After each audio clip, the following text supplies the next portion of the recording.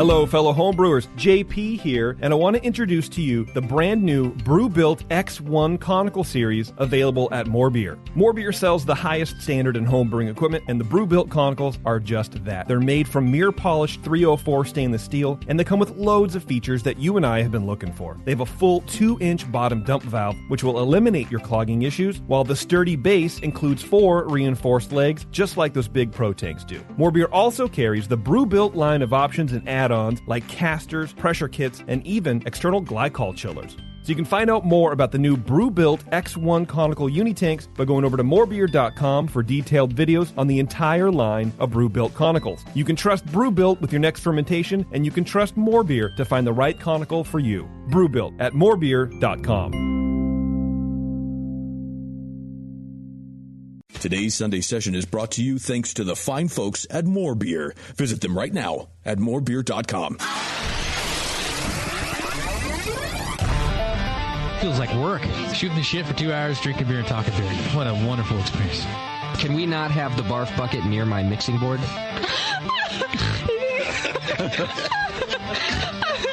I think everybody could read the book. I knew you were going to use this book as an excuse to quit doing this show. Mrs. Bub, if you want, I can mail you the Bub Timer. Yeah, Newcastle, especially in the can. Have you ever had it in the can? No, I have not had it in the can. Notice I closed my eyes and I concentrated really hard.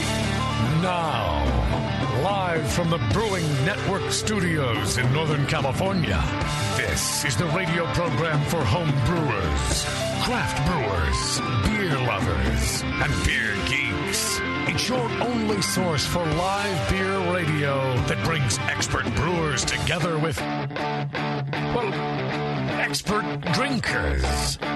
This is the radio program with a head on it. This is The Session.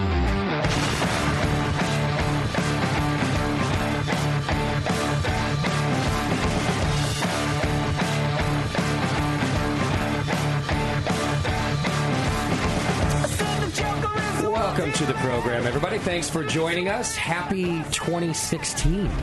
Yeah, happy 2016 to you as well, Justin. Thank you for telling me that. It's a brand new year for me to screw things up in. Right. A brand new year full of brand new opportunities for brand new problems. Yeah. For brand new failures. Or the same ones. That's true. Do you remember that I don't do New Year's resolutions, but I dub every year a something like the year of the rabbit growth. Yes. Or like the year of work, for example. That was many years ago. I do remember this of work was a long time ago. Yeah, and this year's just came by default as I was looking at my calendar, and also. Just things going on. I realized that 2016 is the year of me being gone. It's the year of gone. So 2015 is just rolling over. Going. It's rolling over. No, it's like 2015 squared. Like there's just tons of travel. Like, for example, I'm gone for the entire month of September. Oh, really? Where are you going? I'm going over to Europe. Oh, wow. And traveling around for pretty much all of September. Good for you. You know, you've deserved it. Yeah, you were gone so much in 2015. You should take a break. Yeah, I'm rewarding myself by being gone. Right. Yeah. We got like the Labruski cruise coming up. Yeah, I got my passport in the mail the other day. Nice. So there's no way I'm not going now. You're ready to go. I'm ready to go. I might get off one of the stops on the cruise and stay and not get back on the boat. Can you do that? Sure. Oh, why not? I don't think you can. I think the boat doesn't leave, Well, eventually it does. I mean, they're not going to wait for me for a week. If they do, I'm definitely not getting on, because then I could spend a week on that island or wherever we're going. And so could we, which would be nice. Right. By the way, we need to announce the winner of our Labruski cruise tonight. Oh, so do we have this information? We do. Nice. I think what we'll do is at the end of the show, we will announce our Labruski cruise winner. There is still time to join us on the Labruski Cruise. Just hit the Labruski Cruise image on the homepage. You still get, I think right now, you get a great price for one, but then also you get like 20 free drink tickets or something like that. Oh, wow. Which is a big deal when you consider how expensive drinks are on a cruise. I don't know if anyone's ever been on one, but it's like $8 a beer. Maybe more, actually. So anyhow, if you want to join us on that cruise. So I'm going for that. All the normal things, too. We've got the Great American Beer Festival we'll be going to. We'll be in Baltimore later this year for the National Homebrewers Conference. Mm-hmm. And if I decide to do it, BNA 11. If I decide to do it. Yeah. I feel like 10 celebrations is enough, right? I mean, who are we that we need to keep celebrating us? The next big one's 20, so just wait until then. I might just wait till 20. Or let's just do it. Do like the MMA fights where there's, the championship, it's like fight number 472, and it's been going on for 5 years. Yeah. Something like that. It's fine. Might do that. Yeah. I don't know. We'll see. So don't expect me to be around very much in 2016 is the warning I'm heeding. Everybody listening? I feel like this is you're prepping for a child to be born or something like that. Don't think about me, son, as being here necessarily so much as being over there, far away from you. Yes. Yeah. Exactly. I'm still here for you, but just not here. I'm there here. Right. I'll be there for you. That's what I'm saying to you and our listeners. I'm not abandoning you. Right. I'm just not here. Right. So, well, I think, like I said, if anybody who's slept in till 11 for most of their life deserves to be gone, it's you. I agree with that. Agree with that sentiment. It's well earned. So, I don't know. We'll see. That's what 2016 is going to bring you. I wish I had something better for you folks. That's what it's going to bring you. We do have a fantastic show planned for you tonight. We are going to be talking about women in beer tonight. We've got a couple of the women from the new, it's a website and a group called Grisette Nouveaux. Okay. And we're going to be talking to a couple of ladies about that and what that's all about, and some home brewing and some beers that they've brewed. Maybe they brought us beer. That would be cool. Or not. Yeah. And then we're going to be talking to a couple members of the Pink Boots Society, a couple of the local Bay Area chapter members.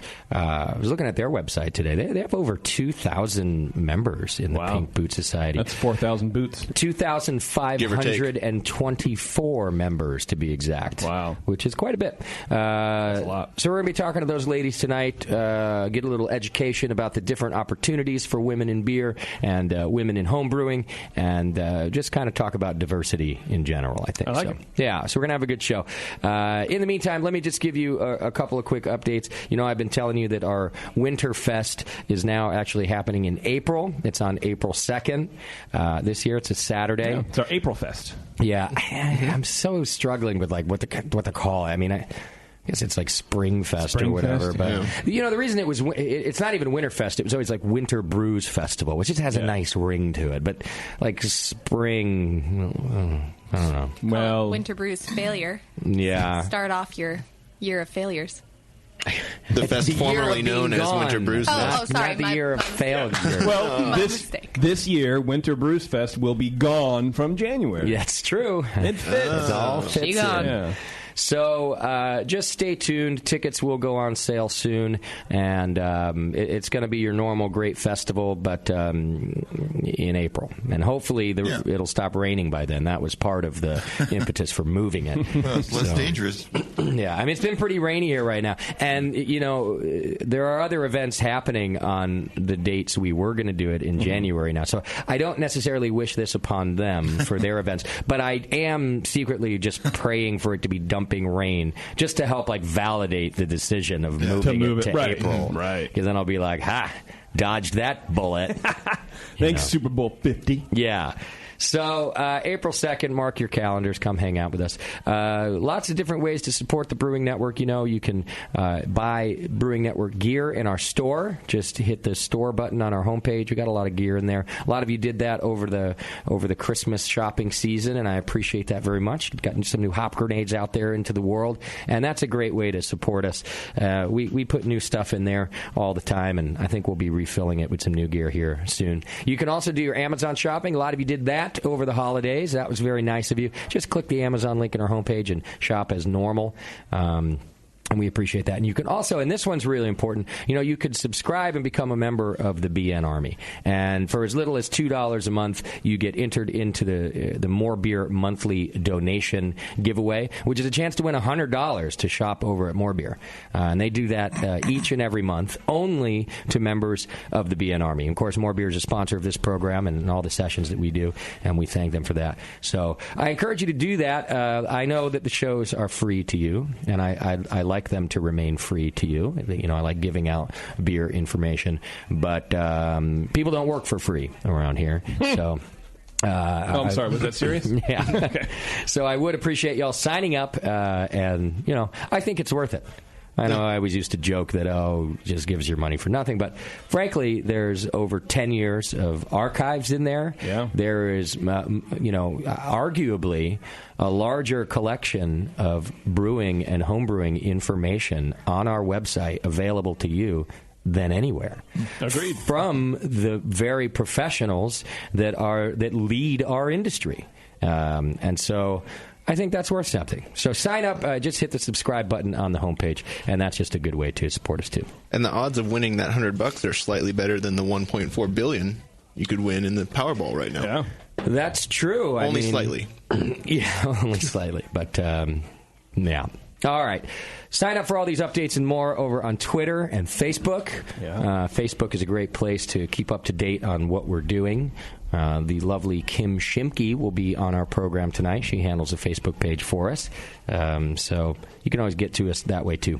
All right. And you can send your feedback over to feedback@thebrewingnetwork.com. That's feedback@thebrewingnetwork.com. Do we have a Twitter game tonight? Yes, we do. All right. The Twitter game is brought to you today by the Labruski Cruise. That's right. We already told you all about it. Go hit the Labruski Cruise button and come join us for a week at sea.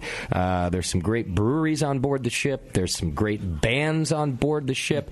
And, of course, we'll be there to entertain you and drink with you.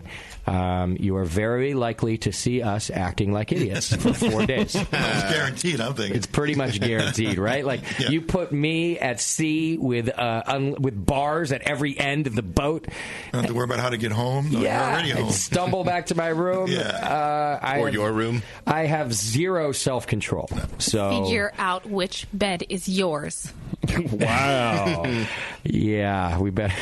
You might need to put like a barrier around you, Bevo, so I don't crawl into the. And the problem is not that not sleep. Like I could fall asleep next to you, Bevo, and be a perfect gentleman. The problem is once I fall asleep, I'm kind of a groper, like a grabber. Yeah. Some would say even like a raper. Some would say. And especially when I drink. Like, it doesn't happen. It usually only happens when I drink a lot. So, really, you're not safe in that room with me, Beef. It's going to be. But it's not cheating if I force myself upon you in my sleep. That's not cheating on your part. Yeah. So you can have a guilt-free and safe conscience. Yeah, I feel like this is like a free pass for you. Oh, it's a total free pass, Bev. Yeah, look at it that way. To get a little new dick. You know what I'm saying? Okay. Get a little new dad action. Stop talking. Yeah. Both of you. Yeah. I just want to know what makes you think I would take my free pass with you. Oh, well, I'm saying you wouldn't have a choice. As I've just explained. It's like when you play Monopoly and you have a get-out-of-jail-free card and you want to spend it, and then sometimes you just roll the dice and you go to jail. Have you seen that thing in Africa that they sell for women? Like a rhino horn? If you get raped, like it shoots spikes into the... Yeah. Yeah, that could happen. What? All right, let's play a game, people. I don't know. I don't go to Africa, though. Me, like, I feel like I'm somewhere on your free pass list. I feel like my name is definitely somewhere on the list. Oh, no, it's not. Like, if you hear that, definitely. Like right after it says over, then that's you first at the top. No, I'm certain that so take out all the famous people that like you can't, like it's never going to happen. Right? Yeah, like Beardy. Right. Yeah. And so then you have your list of just like people you know. know and have seen that, like, if you had a free pass. I don't have a list of people that I know. Everybody has a list. Like, you may not have written it down, but no, I didn't. It's there. Like, it's in my wallet. You've been in a room and you've gone, all right, like, if all things were equal, I would totally bang that dude. Do them, blow them, jerk them, do them. Yeah. Next. Bring the next list in, please. Oh, my goodness. So, assuming that list had 10 people on it, what number am I? I'm guessing. Yeah. Well, that list wouldn't have 10 people on it because I don't know 10 people who I'd want to have even get a intimate relations even better. with. So 5 people. You don't make the list. I feel like I'm number 2 or 3. You don't Devo. shower. Say if you were stuck on a boat. I would shower on free pass night. I would totally shower. I would even trim.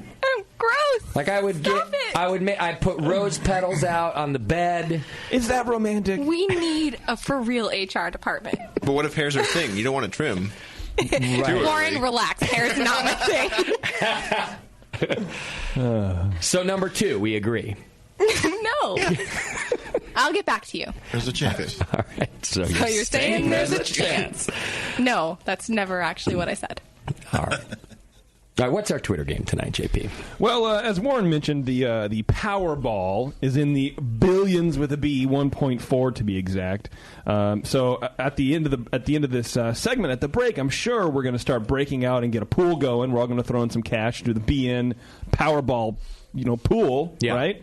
And of course, it's going to hit because let's be honest, the Brewing Network has the best luck out of any podcast that's been around for this long, right? That's true. It just has, right? So, good luck. How should we spend the money? We all get an equal amount of the pie, $1.4 billion. Okay. What do we do with it? All right. How do we spend it? Okay, good question. That's our Twitter game. Send it in to our Twitter address.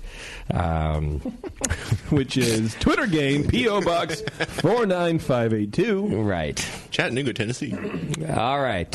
Should we do some feedback? Let's do it. Feedback's brought to you today by our good friend John over at the Beer Law Center. You can go to beerlawcenter.com and check it out. He protects our trademark. He can do the same for you. He could also do filings for you, especially if you're a brewery in North Carolina.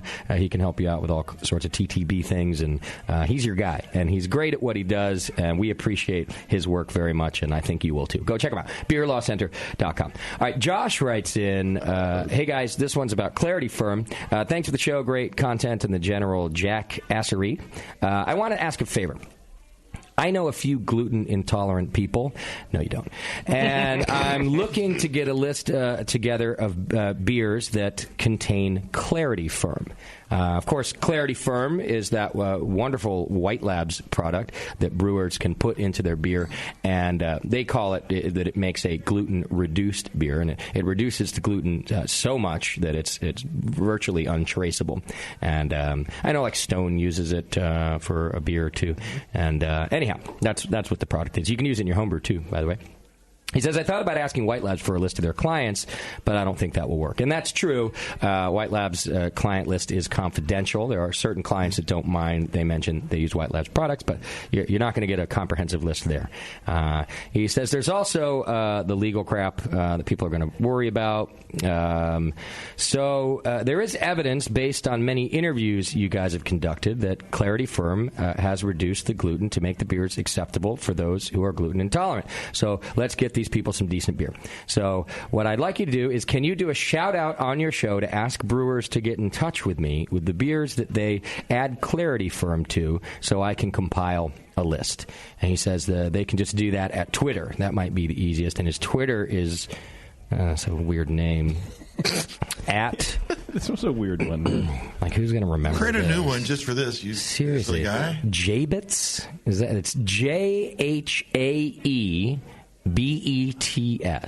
at JHAEBETS. Well, more importantly, like, who's gonna take the time to write it? Yes, we use or do not use Clarity Firm. Like, yeah, well, you're asking for the moon here. I do like the idea, I guess, of having one list that people can use. Although I think the whole gluten intolerant thing is bullshit. Really, I mean, I'm not saying I think celiac disease is bullshit. I mean, that's a thing. Yeah. That affects 1% of the entire population. There's also a test for it. But did you know that the very scientist who published a paper about gluten intolerance, about non-celiac gluten intolerance, later went back because he was uncomfortable with the findings. They weren't sitting well with him, and disproved his own theory and published another paper that says there is no such thing as non-celiac gluten intolerance. Now, he did go on to say... what'd that do for him?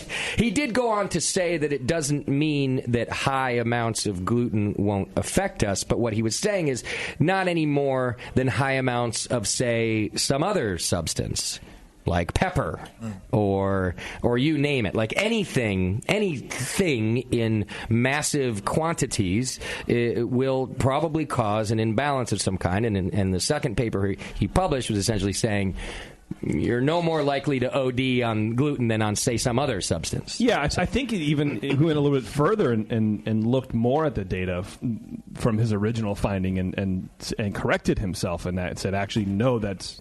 the information I put out earlier was incorrect. Yeah, that's what I'm saying. Yeah. Which I think is even better than a clarification. I said I was wrong. Yeah, I proved myself wrong, which is the point of science. We can't. Yeah. You just put something out and go, I did one test and this is what it is. You can't take it as gospel. Right. That's not the point of science, right? Yeah. Now I know I'm pissing off a lot of people right now who are convinced that they're gluten intolerant. I'm just telling you that you're not. And, maybe you get a little gassy. Just figure it out. Find another name for it. So, anyway. All right. Thanks for writing in, Josh. Hopefully people will respond to @Jabitz. Positively.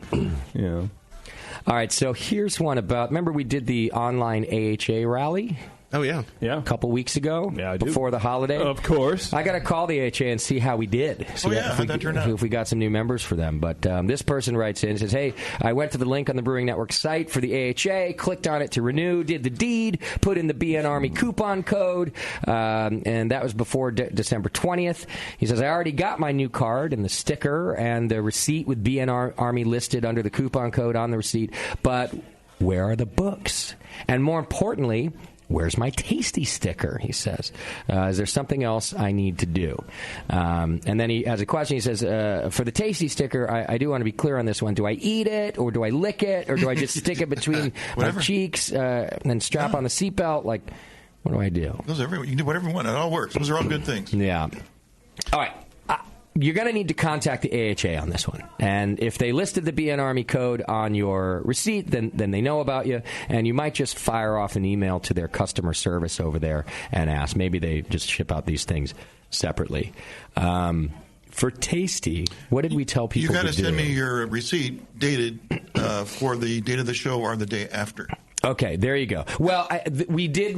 Is it not for the whole thing, like for the whole week? No, we ran. It's just those 2 days. I let exceptions by. So okay. If you did it the whole week, fine, send it to me. All right, so send an email to tasty@thebrewingnetwork.com, and he'll take care of you. Yeah. That way. Okay.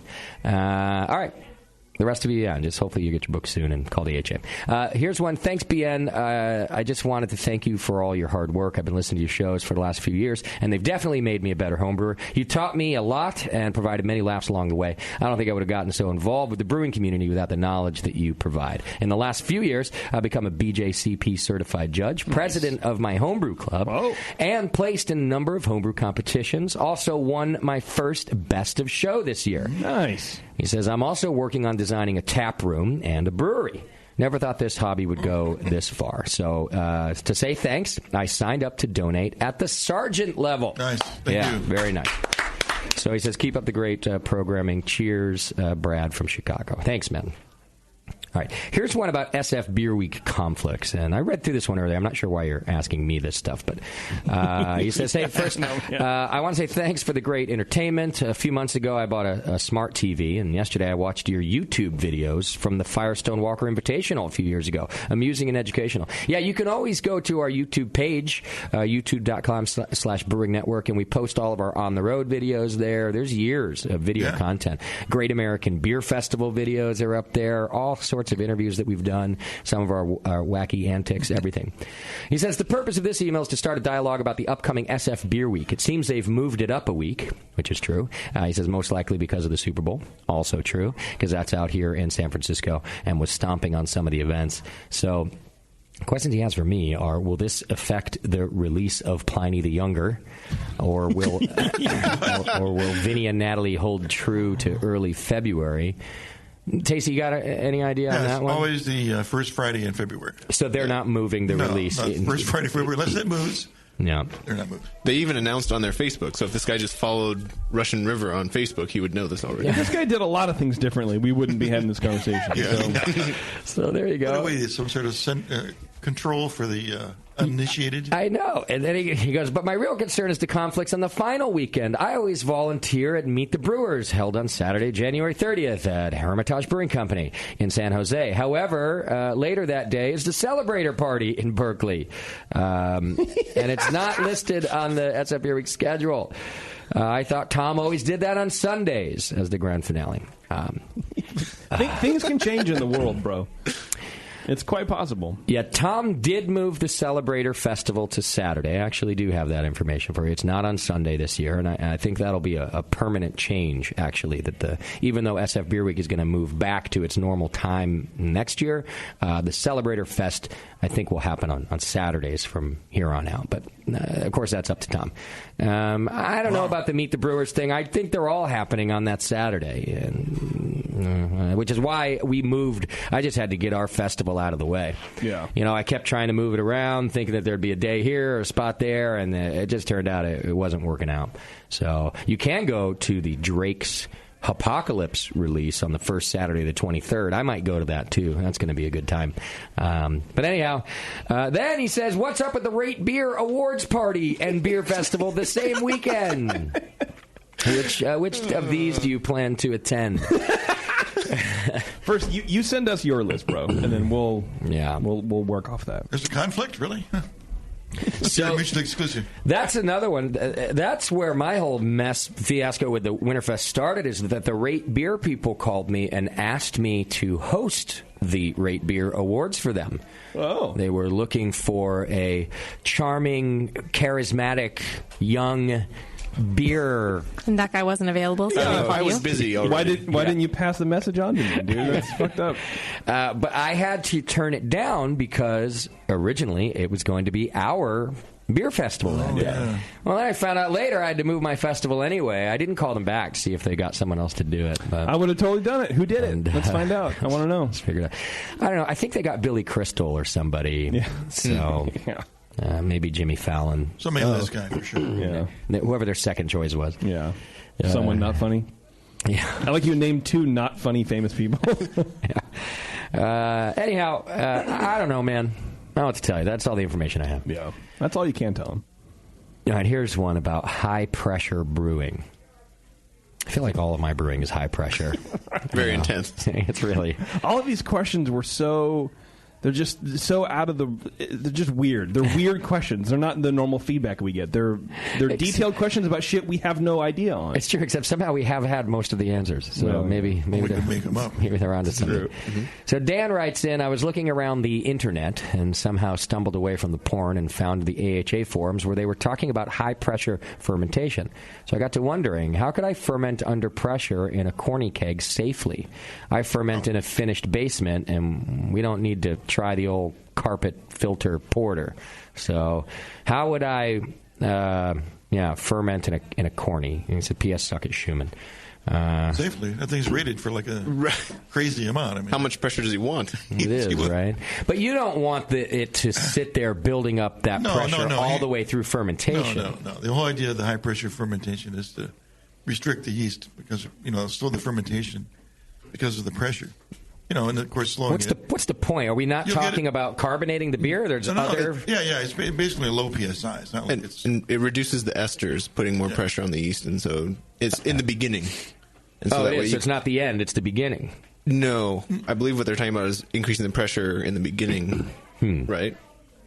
Well, usually they're talking about just they cap the beer and let it, slow the fermentation by the natural carbonation that's taking effect. Okay. But you can certainly, add pressure at anytime you want. But I would think that if you do it at the beginning, you do need to be careful and go in there and release that pressure eventually. You can do it in a keg. More Beer has these PSI valves to ball lock out like they have for their conicals. Yeah. So if you ferment in a keg, you can do that pretty easily. I wouldn't ferment under pressure in a carboy. That's stupid. No, he's not talking about that. He was asked about corn. Well, now that's a good idea, JP, because then you can set the pressure, right, on the valve. And is that what you're talking about? Like it's a thing that you can put on there. In fact, I have one of these for my conical fermenter from them so that I can add pressure to transfer the beer. Yeah. Anyhow, if you could set the pressure, then you would be safely fermenting under pressure, but not have to worry about too much. Yeah, but Warren makes a good point. What pressure are you looking for? Because 2 psi? Yeah, with the conical, you can go to about 5 psi before they have a pressure relief valve on there. Yeah, I've had a natural fermentation happen in cider that I had in a keg, right? Because you said that. I did. And it was just, the PRV was just going off eventually. And it was before the cider was completely fermented. So it was just, the PRV, granted, if the PRV failed, then you could have a potentially dangerous situation. But but with the keg, if you're willing to risk it, you could just rely on the PRV to eventually relieve that pressure slowly. Sounds like a bad idea. I put 40 psi in my kegs all the time when I force fermenting. Right? Yeah, well, they're rated to 60. So right. Just be but careful. I'm thinking you'd get more than 60 if you capped off for the entire fermentation. Well, and you don't think so? I don't think so. Huh? I believe they have spunding valves for corny kegs that you can hook on the gas out, and you can kind of set a pressure that it will. That's what vent JP off. was talking about. Yeah, he mentioned that, which is a good idea, because that way, the more you can say, I had it under this PSI for this length of time, the more repeatable the fermentation is, or more adjustable it is. Maybe you say, well, it is more estery than I like. Let me raise it to 6 PSI instead of 4. Okay. All right. Well, there you go. Those are all the answers we have. Which are That's no. all we know. These are all basically, why do you want to do it? Right. You can use temperature the same way. Yeah, we answered a question with a question. Yeah, as we tend to do. All right, that's it for your feedback this week. Don't forget, we got a great show planned for you. We're going to take a quick break right now. When we come back, we're going to talk to a couple of the women from the local Pink Boots Society, which is a national organization. We're talking women in beer tonight. Hit the chat button on our homepage under Community, and you can send your questions over to Bevo, or give us a call at 888-401-BEER. We'll be right back. You're listening to the Brewcasters. On the Brewing Network.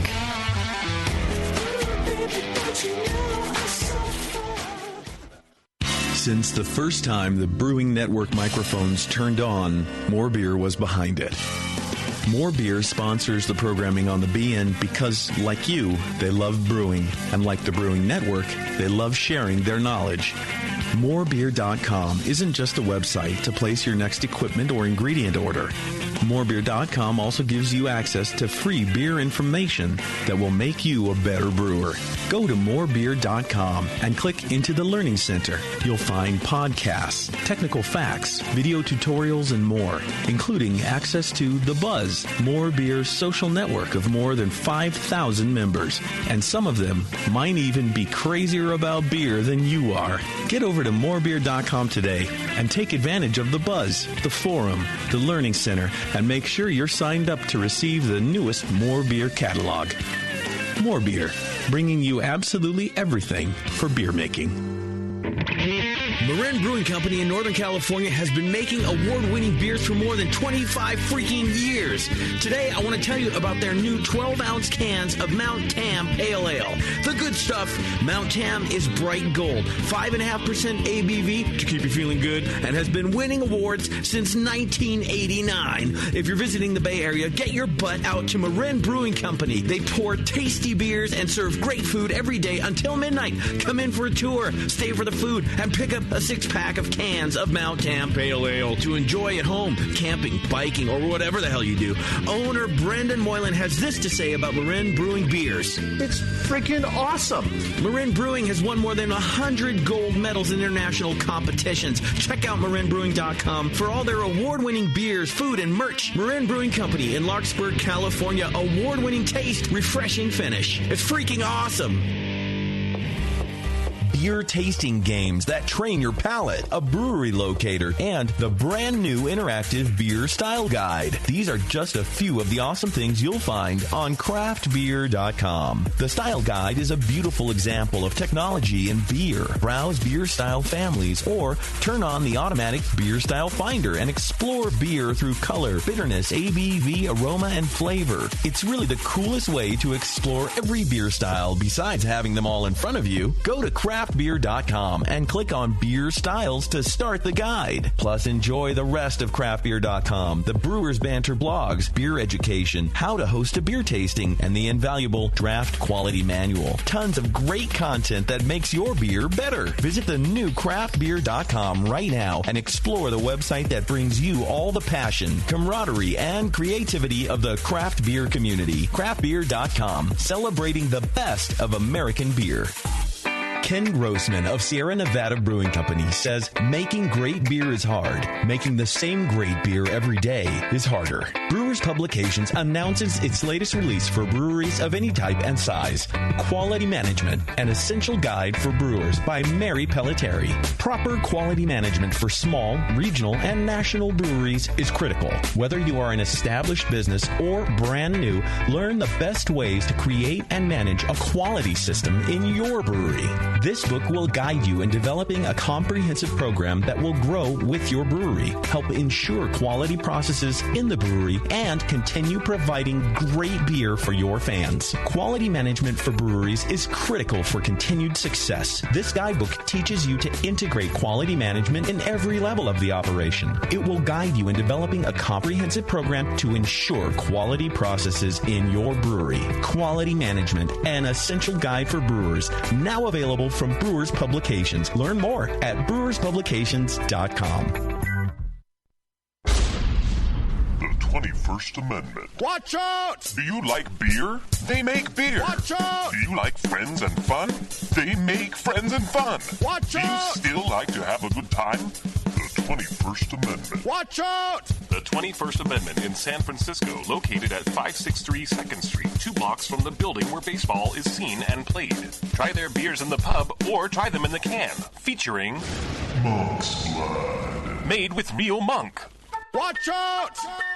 So why not have the best time of your life? Go to the 21A and Sean O'Sullivan will personally greet you with a can of Monk's Blood. The 21st Amendment. Watch out! This advertisement is not in any way affiliated nor associated with the 21st Amendment Bar and Pub, nor its subsidiaries or affiliates. This telecast is not copywritten by the 21st Amendment for the private use of the Brewing Network. Any use of this telecast without Jamil Zainashev's consent is prohibited. Suck it, JP.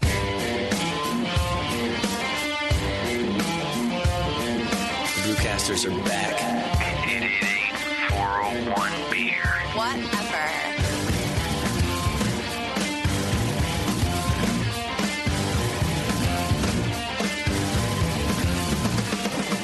Welcome back to the program. Thanks for hanging out with us. We'll be talking women in beer tonight, which is going to be fun.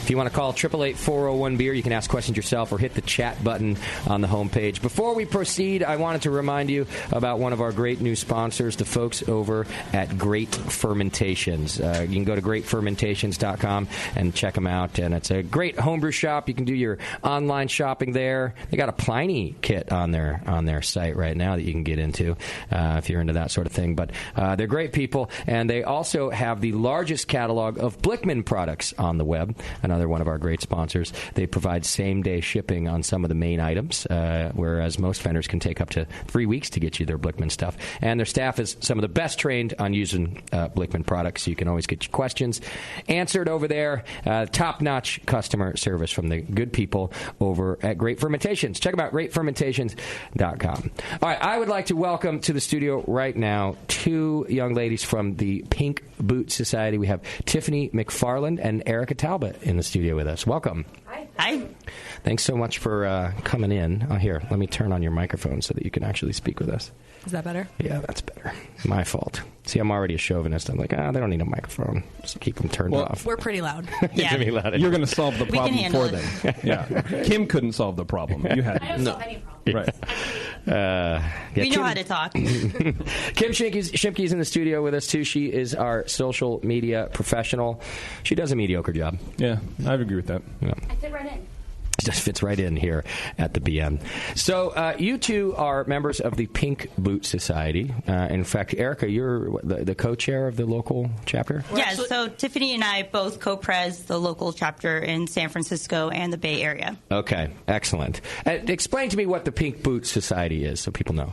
Pink Boot Society is an organization, it's an international organization to promote and create awareness for women in beer. Okay. We also act as an educational arm, creating scholarship funds for women for brew school. Nice. Okay. So you just do different fundraisers and things like that for that? Yeah, we have an international brew day on Women's Day, and then that same brew is made around the world, and then that raises money for the scholarship fund. Okay. You guys get a whole day?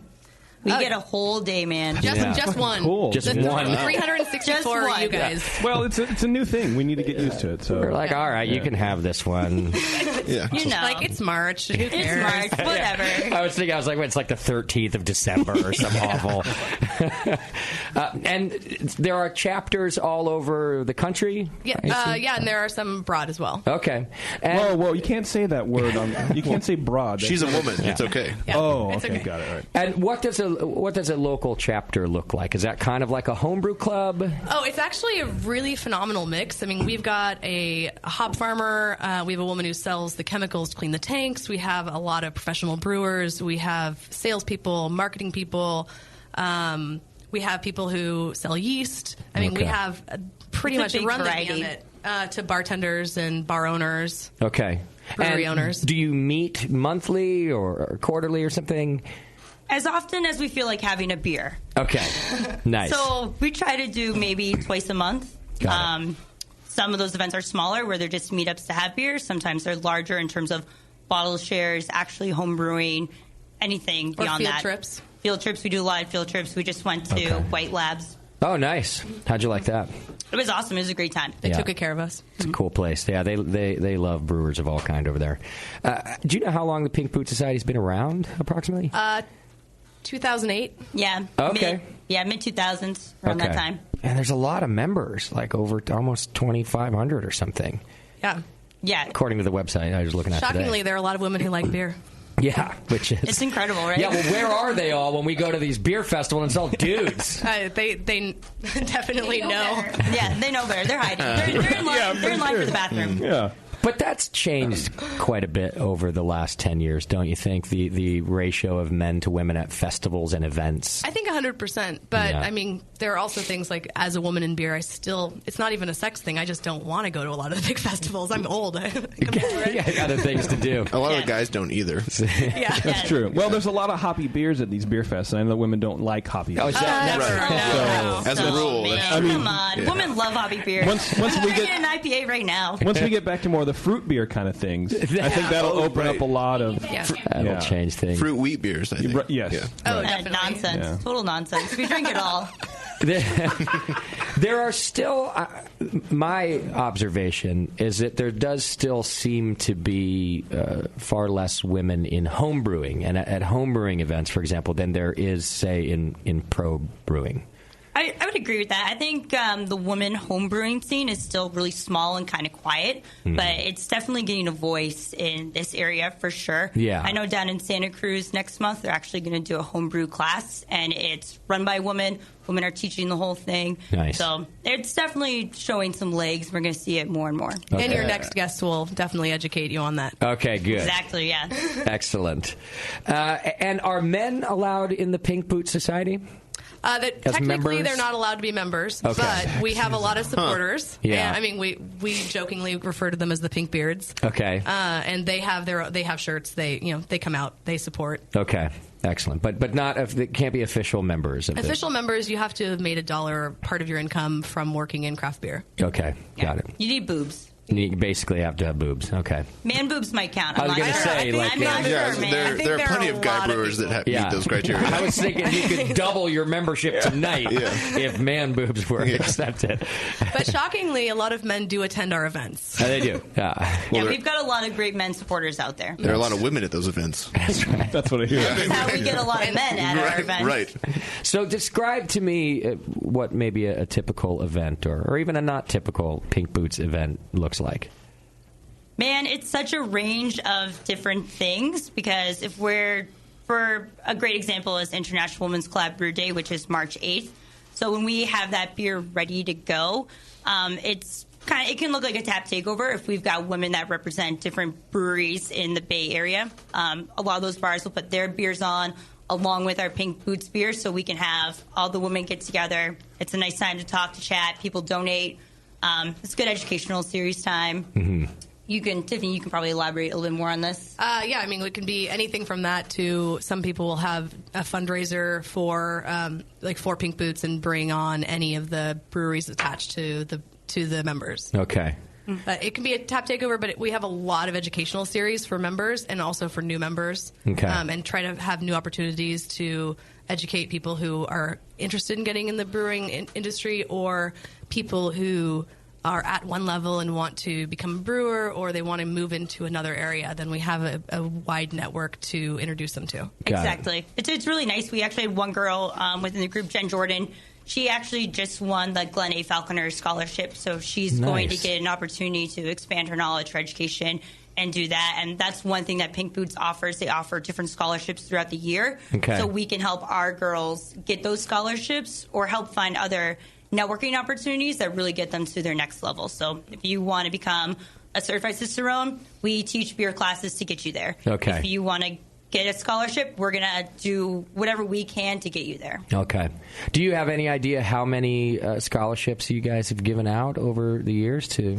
They do. So for the national organization, they do 1 to 2 scholarships every year. Okay. And the big one is with the Seibel Institute. Yeah. It's for, I think, a 4-month it's a big course. There. Okay. Yeah. But they give that out to a few people. Wow. So it's not just one. So you guys are raising a lot of money because those are expensive courses. So that's cool. Well, Seibel helps out with that as well. Yeah. Okay. I think with one of our for last year for International Collab Brew Day, I think one day we raised close to $300 just with one event. So we're able to actually donate quite a bit of money to the national chapter. Okay. Which is nice. Oh, that's very cool. Now, I think it's great to have an organization like yours to help in beer education and things like that. But so I have a question about this. I have a difficult time figuring out how to target different events that we do toward women. And my goal is to try and welcome women into either homebrewing or an appreciation of craft beer. But and I'll give you some examples. I won't be vague. But I'm always concerned that I'm doing like by the very nature of me targeting something towards women, that I'm doing the opposite thing. We're very sneaky. So I'll give you 2 examples. Like one thing that I did, I'm still embarrassed about this. This doesn't have to do with putting on an event, but I was at the National Homebrewers Conference last year, and diversity in brewing had been this big topic. And I'm on the governing committee, and I had been contributing to that conversation quite a bit. And late one night at one of the rooms full of people, in fact, I think it was like the Grog Tag event, JP, where I just was up partying, and I wasn't very sober. And there was only one woman in the room. and I got it was the garage deck. and I got it into my head. I was like, I want to go over and appreciate this woman for being here among us bunch of dudes. And by doing that, and I wasn't the most eloquent I've ever been because I had been drinking, but basically all I did was single her out. I basically blurted out some weird thing like, "Woman!" We love that. It's great that you're the only woman here. Like, I put a glaring spotlight on. Oh, I think it was we even have a woman here. Whatever I did, my intention was very much to just be like, I think this is awesome, and instead, I totally shined a spotlight on it, like the opposite of what she needed at that moment in her life. It's amazing how often that happens. Okay. Like, even just if I'm going into a bar and sitting down with a beer, people will be like, "Ah, a woman's here," and I'm like, "Yo, man, you don't gotta freak out. It's cool. It's cool. Yeah. I know. I got my 16-ounce curls down, buddy. Let's go." Yeah. But I just so there's that, and I think that's just that dudes are awkward. But the other one that sometimes I struggle with that maybe I shouldn't is like I want to put on some beer education here at the Hop Grenade, and some of these things like I could run, but again I have this thing like, okay, so if I start promoting this event like Beer 101 for women. Am I doing, again, the very thing just by targeting something towards women? Do you see what I'm saying here? I think your strongest point, like the strongest way you could do this is if you actually elect a strong, educated woman in beer and have her at the helm. Right. As I think that's the only way you can go about it and not worry about that. Okay. Or you can partner with us. Yeah, the Pink Boots Society. We're Pink Boots happy to do that. Brewing Network collaboration. So I love that, and so this is going to happen. Consider it done. But so are you? Am I right though that I'm worried then if it's me doing it, or should No, I don't think you should worry. I mean, some people might be like, "Wow, that's an awkward way to word it." But at the same time, maybe this is how we get past that and get more events out there to get more women that are interested in beer to do these things. Okay. But these events would happen after dinner time, right? Yes. Okay. Yes, I just want to make sure. Okay. Yeah, I mean, after the babies are in bed or whatever happens, I don't know. Right.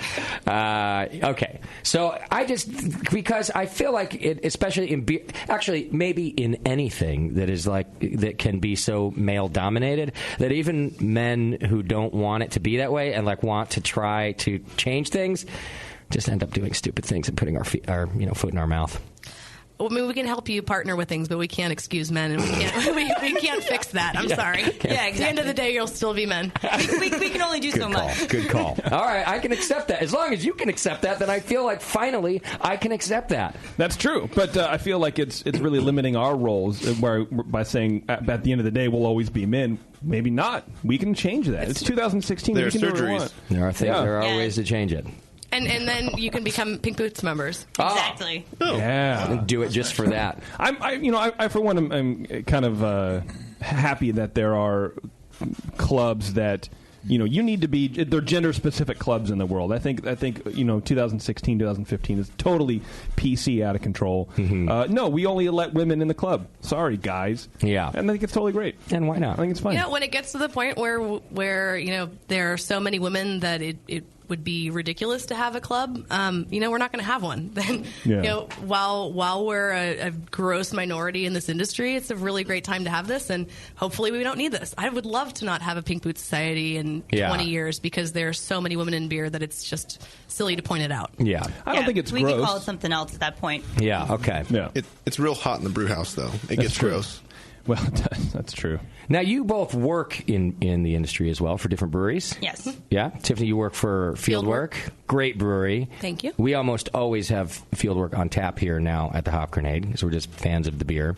And Erica, you work for Firestone. Yep, I'm with Firestone Walker, yeah. Another one that almost always has a tap handle. I know. I saw your tap in a brand new beer we have on Friday. Oh, yeah. It's going to be awesome. Nitro Merlin. Nice. Oh, beautiful. We haven't had my favorite Pale 31 on tap in a little while. Trust me, I've noticed. You've noticed that, right? I love Pale 31. You guys are slacking. I know we Get always. it together. I feel like maybe Kevin's just fucking with me, and that's why we don't have it on. Kevin's fired. Because Good. I'm glad someone finally swore. I've been holding back. no, don't worry about that. I was going to say vagina earlier, and I was like, that might be a big faux pas. I better hold back. Slow down, Erica. He clearly was not listening to the first segment, which I'd like to dub the sexual harassment section. Yeah. Segment. Yeah. I don't know if we learned that I'm number 2 on Bevo's free pass list. That's right. He's actually not. He's not on the list. I think 2 through 5 are in this room. Yeah. Yeah. There are 3 girls here. Wow. Oh. It just got down right now. All right. That just got down. This is how progressive we are here at the BN. We are going on a cruise together, the Labruski cruise. And we let Bevo open her own door. We do, yeah. So. She's going to carry all of our bags. Yeah. And Bevo and I are sharing a room. And that's when I think being number 2 on the list is going to come into play. It's going to pay off. And her husband is even coming on the cruise. Yeah, but he's sleeping Justin in a different room. Is sharing a room with Bevo instead of him. Yeah. Just as an experiment. Right. Try things out. Yeah. I feel like everyone should just know. All right, forget it. We'll just leave it like that. Right. Now, are there any upcoming Pink Boots events that we should know about here? Yeah, we got 2 big ones coming up for SF Beer Week. January 24th, which is Sunday, we're doing an event at the Good Hop, and we're actually featuring portraits done by Natalie Jenks. And she did a whole series on women in beer. Okay. So this is her first exhibition. Oh, that's cool. Yeah. On the 24th, you said? It's Sunday, yeah. Sunday 24th. Okay, excellent. Good. It doesn't interfere with our 23rd. We're having don't panic. Yeah. The Pink Boots will also be helping network with people who are not in the beer industry at Free House on the 27th. Okay. They'll have a top list of beers with local brewers that are women, but they will also be it's a night for women who are interested in different aspects to come meet everyone and all of the different ways you could become a Pink Boot and work in the beer industry. Okay. So, like, describing different, what the different jobs are and things like that? Yeah, exactly. Okay. Jen Jordan will be there as well. Okay. Because I don't, like, on my list here to talk, or am I going to do that with our next group, just to talk about different opportunities in working in beer, or does it matter with these two also? Because it seems like a weird question to me to have to ask, like, so what opportunities are there for women in beer? Because I would think all the opportunities that there are for me in beer. Yeah. But I think people don't even think about, the fact that we have somebody who sells the chemicals to clean the tanks. Nobody thinks about that. And I want to work in beer. I think I'll become a hop farmer. But we have those. Yeah. Okay. Yeah, so I think if you can do any job, there are so many ties into beer. It doesn't matter what gender you are. Yeah. Okay. Exactly. Like, people probably are out there like, all the women that do, or all the people that drive the trucks are men, but we've got women that load the trucks, unload the trucks, and those kegs are full. Okay. They can throw some weight around. Oh, They're beefy. They are. I feel like White Labs is a pretty good example of a company in beer that really embraces women. I feel like almost their entire staff are women. Yeah, they do embrace women, and they don't have to pay for it. Well, I guess they do. Yeah. Like a hug. Like a hug. Extra? Yeah. No, they only have to pay 70 cents on the dollar. Right. Maybe that's which is great. I think they pay Why are you extra, allowed to control your own mic? They might pay extra. Well, their vice president is a woman. Their lab manager is a woman. I forget what Kara's title is. Woman. Woman. I think she just says woman on her card. Woman in yeast. That's her job title. She's the lab manager. Yeah, Chris and Mike, everybody have different official titles, but all the women just say woman. But yeah, there's just a ton of women that work at White Labs, as an example. Yeah. Are there any, specific jobs that you sort of point out for women, or are you more just focused on like, hey, don't forget, there's all these jobs that you will never think about, like loading trucks or like a hop farmer, inventory control. So it's more just to point out, that there are other things. Yeah, I think when we start talking to people, it's more learning their personalities and what their strong suits are, and then suggesting opportunities that they might not know exist or maybe never thought they were qualified for. Okay. Like, you might be a great graphic designer, and that doesn't limit you to working in a marketing firm. You can work for a brewery in their art house. Yeah, okay. Or a distributor. That's a good point. How did you two get into the beer industry? I started working at a brewery when I was when I was younger. Okay. And it just kind of became a long-lasting love affair. Were you a home brewer first, or? I was a home brewer, and then I went to school for environmental science doing water quality, and I started working in a brewery doing water quality, and then they were like, yo, you're really social. What are you doing? And I was like, I don't know. So I got a job in sales because I love to talk. Okay. How long have you been working in sales now? Over 5 years now. Wow, okay. And you still like it?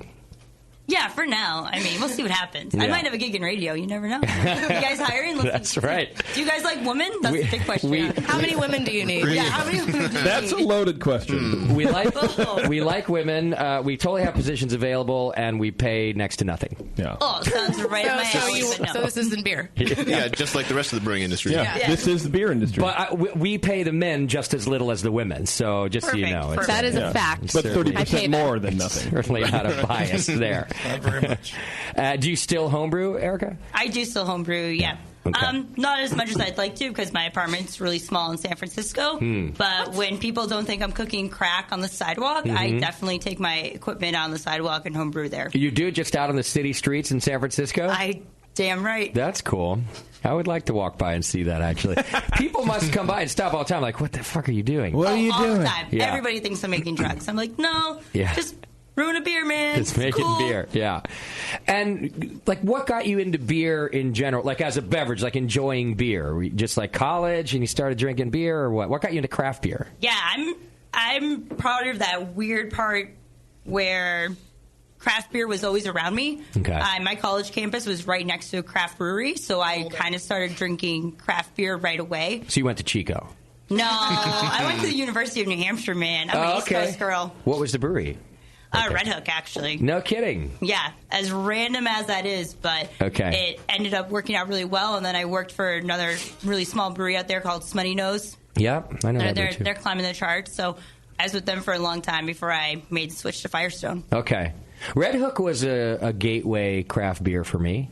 Like, I moved from, Keystone or something to try to Red Hook and really liked it. I would buy, I would mix in a 6-pack of Red Hook every now and then. You have to. That was before even Sierra, I think, before I started liking Sierra Nevada, that was the one that really changed me. But Red Hook was they gave me a job. I mean, they were going to pay me, so I couldn't really say no to them. Were you working in the brewery? Yeah, I was doing quality control. Really? Yeah, I was doing water quality analysis for them. Okay. Was that your education background? Mm-hmm. Yeah, that's my degrees in, yeah. So how come you're not in a brewery lab now? Oh, I guess you explain that because you're just so outgoing. I might go back to one. Yeah, there's time. I'm young. There's time. I'm in no rush. I'll figure it out. Maybe you need like a, not that I want you to leave Firestone or anything. They're pretty rad. I love Firestone. But I think like maybe you need like a small brewery where they need both. Like they need some lab work and a salesperson. So you use your education and get out there and see human beings. Yeah, I still use my education because now it's kind of just turned into a hobby instead of it being a career, so I can still keep up to date with it. I still know what's going on. Yeah. I still attend conferences and all that sort of jazz, so I don't feel like it's gone to waste. Do you want to tell us all the secrets behind the purchase of Firestone Walker while you're here? Go. So... Ready, go. And... Can we ask some Firestone rumors? Yeah. Oh, Firestone rumors. What's the rumor mill? Well, I've heard that DBA is being canceled, is being permanently shuttered. Yeah, right, man. That seems DBA. impossible. That's what I've heard. This is our 20th anniversary this year. There's no way we're getting rid of DBA. We're actually going to put DBA in cans. Nice. And we're going to do Nitro DBA. Wow. We got some rad shit going on with DBA. I've heard rumors that our 20th anniversary ale is going to be some sort of like quadruple DBA. Okay. But that's just what David Walker said during a meeting one time while he was arguing with Adam Firestone. So who knows how true that is. I wonder what kind of tires David Walker has on his cars. You do? Yeah. Bridgestone. Yeah, you think of Bridgestone just to piss off Michelin. fucking David? Yeah, I would. Yeah. Hey, they bicker like crazy. I wouldn't be surprised. I heard that Firestone's opening up a brewery in San Jose just to brew 805. That might be true. Oh. Ah, there's one that might be true. Yeah, all right, We maybe. definitely have a new brewery going in Venice Beach that's about to open up. Where Brewery like restaurant, right? Like yeah, a full it's gonna yeah. be both. Okay. How many homeless people a day are you going to have to shutter off the streets before you open on Venice Beach? 10. I don't know. We'll bribe them in beer, I think. Oh, this is the greatest job I've ever had. I heard a rumor a while back that Pale 31 could be discontinued, which, go ahead. I don't think So we're also putting Pale 31 in cans right now that are going to be launching in the area. Probably literally right now. Literally right now. And actually, the Bay Area is one of the top Pale 31 accounts in the country. Yeah, thanks to me. Justin is one of the top Pale 31 consumers. I will go on record You're right keeping me now. employed. If you guys stop making Pale 31, David, Matt, listen to me. I will disown you. Like I won't talk about you anymore. I won't come visit the brewery. I know that this is a severe punishment. He won't harass you at beer festivals. You want to know what's crazy? We have a sales meeting that starts tonight in Buellton, and they're actually listening to this right now in Buellton. So David Walker might be hearing you. Okay, then I have another question. They are actively tweeting, engaging right now on social. Oh. Hey, excellent. So if there's any truth to that rumor, you guys better switch it right now. I think I'm responsible for at least a fraction of a percent of Firestone Walker sales by the amount we talk about Firestone on this program. I agree with that. All right, second question. Who is more handsome, David Walker or me? David Walker. Have you seen that hair? It floats. He does have better hair than Not only I do. hair, but cheekbones and chin and jawline and healthy. eyes and height and weight and muscle he has tone. an accent? He's British. Oh, you suck, All right, Justin. you guys, you don't have to be so adamant about it. You could have been like bank account and cars and attitude and personality and friends. It's a tough decision. He might but make the David, list. like that would have been nicer. David Walker. David made the list. He's number one. Dave made number That one. would be like my San Francisco rep. Is the best. I don't know about what I did to hire her. But if you want to hang out with David Walker, we're doing a really cool event during Beer Week called Walker's Wild Ride. Oh yeah, I've Where- seen that every year. He drives up this old school Land Rover. We go to 4 accounts. We tap a bunch of unique beers. He shakes some hands, kisses some babies, does some hair flips. Yep. It's pretty amazing. Nice. I yelled at David last time I saw him at an event because it was just after the announcement, and I just walked up and I was like, Dave, really? All these years that we've known, I have been promoting Firestone since you guys were nothing, since people didn't even know you. And you couldn't give me a scoop? You couldn't call me the day before and say, hey, I know you're going on the air this week. I got a big story for you. And nothing. No. That implies that he thinks about you. Right. Yeah. He didn't really respond. He just smiled, flipped his fucking hair, and then poured me a beer, offered me a beer. He was working. So he was at a festival. That sounds like David for you. Yeah. Maybe his servos weren't working at the time. Yeah. Blame Jeffers. It's his fault. I'll blame everybody I can for all the things that are wrong. Get Steve on the phone. All right, we do have someone, a caller on the line. We've got Jen Jordan, who's a member of the Pink Boot Society. She wanted to give a member perspective. Jen, you still with us there? Oh, yeah. This is Jen Jordan. Hi, Jen. Thanks for calling in. Hey, I called in a long time ago, but I guess I didn't realize that I could actually speak and you could hear me. Can now. Low-tech situation. Yeah. Hey, yeah. I just wanted to thank Erica and Tiffany for sure for being there and talking about what's going on in the Bay Area with women and with beer. And I just want to encourage anybody who, any woman, anybody who cares about, appreciating beer, to brew beer and to brew, 1 gallon of beer, 2 gallons of beer, 5 gallons of beer, whatever it is. And because that's what it really takes to understand what beer is made of and why we love it. That's good advice. That's my contribution. I like it. And you We love are it. a member of the Pink Boot Society. Which chapter are you in? The Bay Area. The Bay Area here. Okay. Excellent. Yeah. And and I'm a brewer at Anchor Brewing Company. I'm the first woman ever to be hired by Anchor Brewing Company as a brewer. So I've been doing that for a couple of years. Jen, were you there just the other day when my team came in for a tour? Yeah. I think I saw you brewing. I was there. Yeah, I met you. Okay. Very nice. It smelled so good in there. She was brewing. It was amazing. You can smell over the perfume? I could, yeah. Yeah, Jen's very perfumey all the time. I don't know. So how long have you been working at Anchor? Go ahead. How long have you been working at Anchor? I've been looking at Anchor. I think it's been, let's see, in March it'll be 2 years. Excellent. Well, congratulations on being the first female brewer there. Especially at a good gig like Thank that, you. man. That's awesome. That was a great Actually, gig. it's so badass. They've been around for such a long time. Mhm. It's incredible. Yeah. About time, right? You think they would have happened way sooner. Well, that was the second thing I was thinking. I was like, congratulations, being the first woman. And then, wow, it's been since the 1800s that brewery's been open.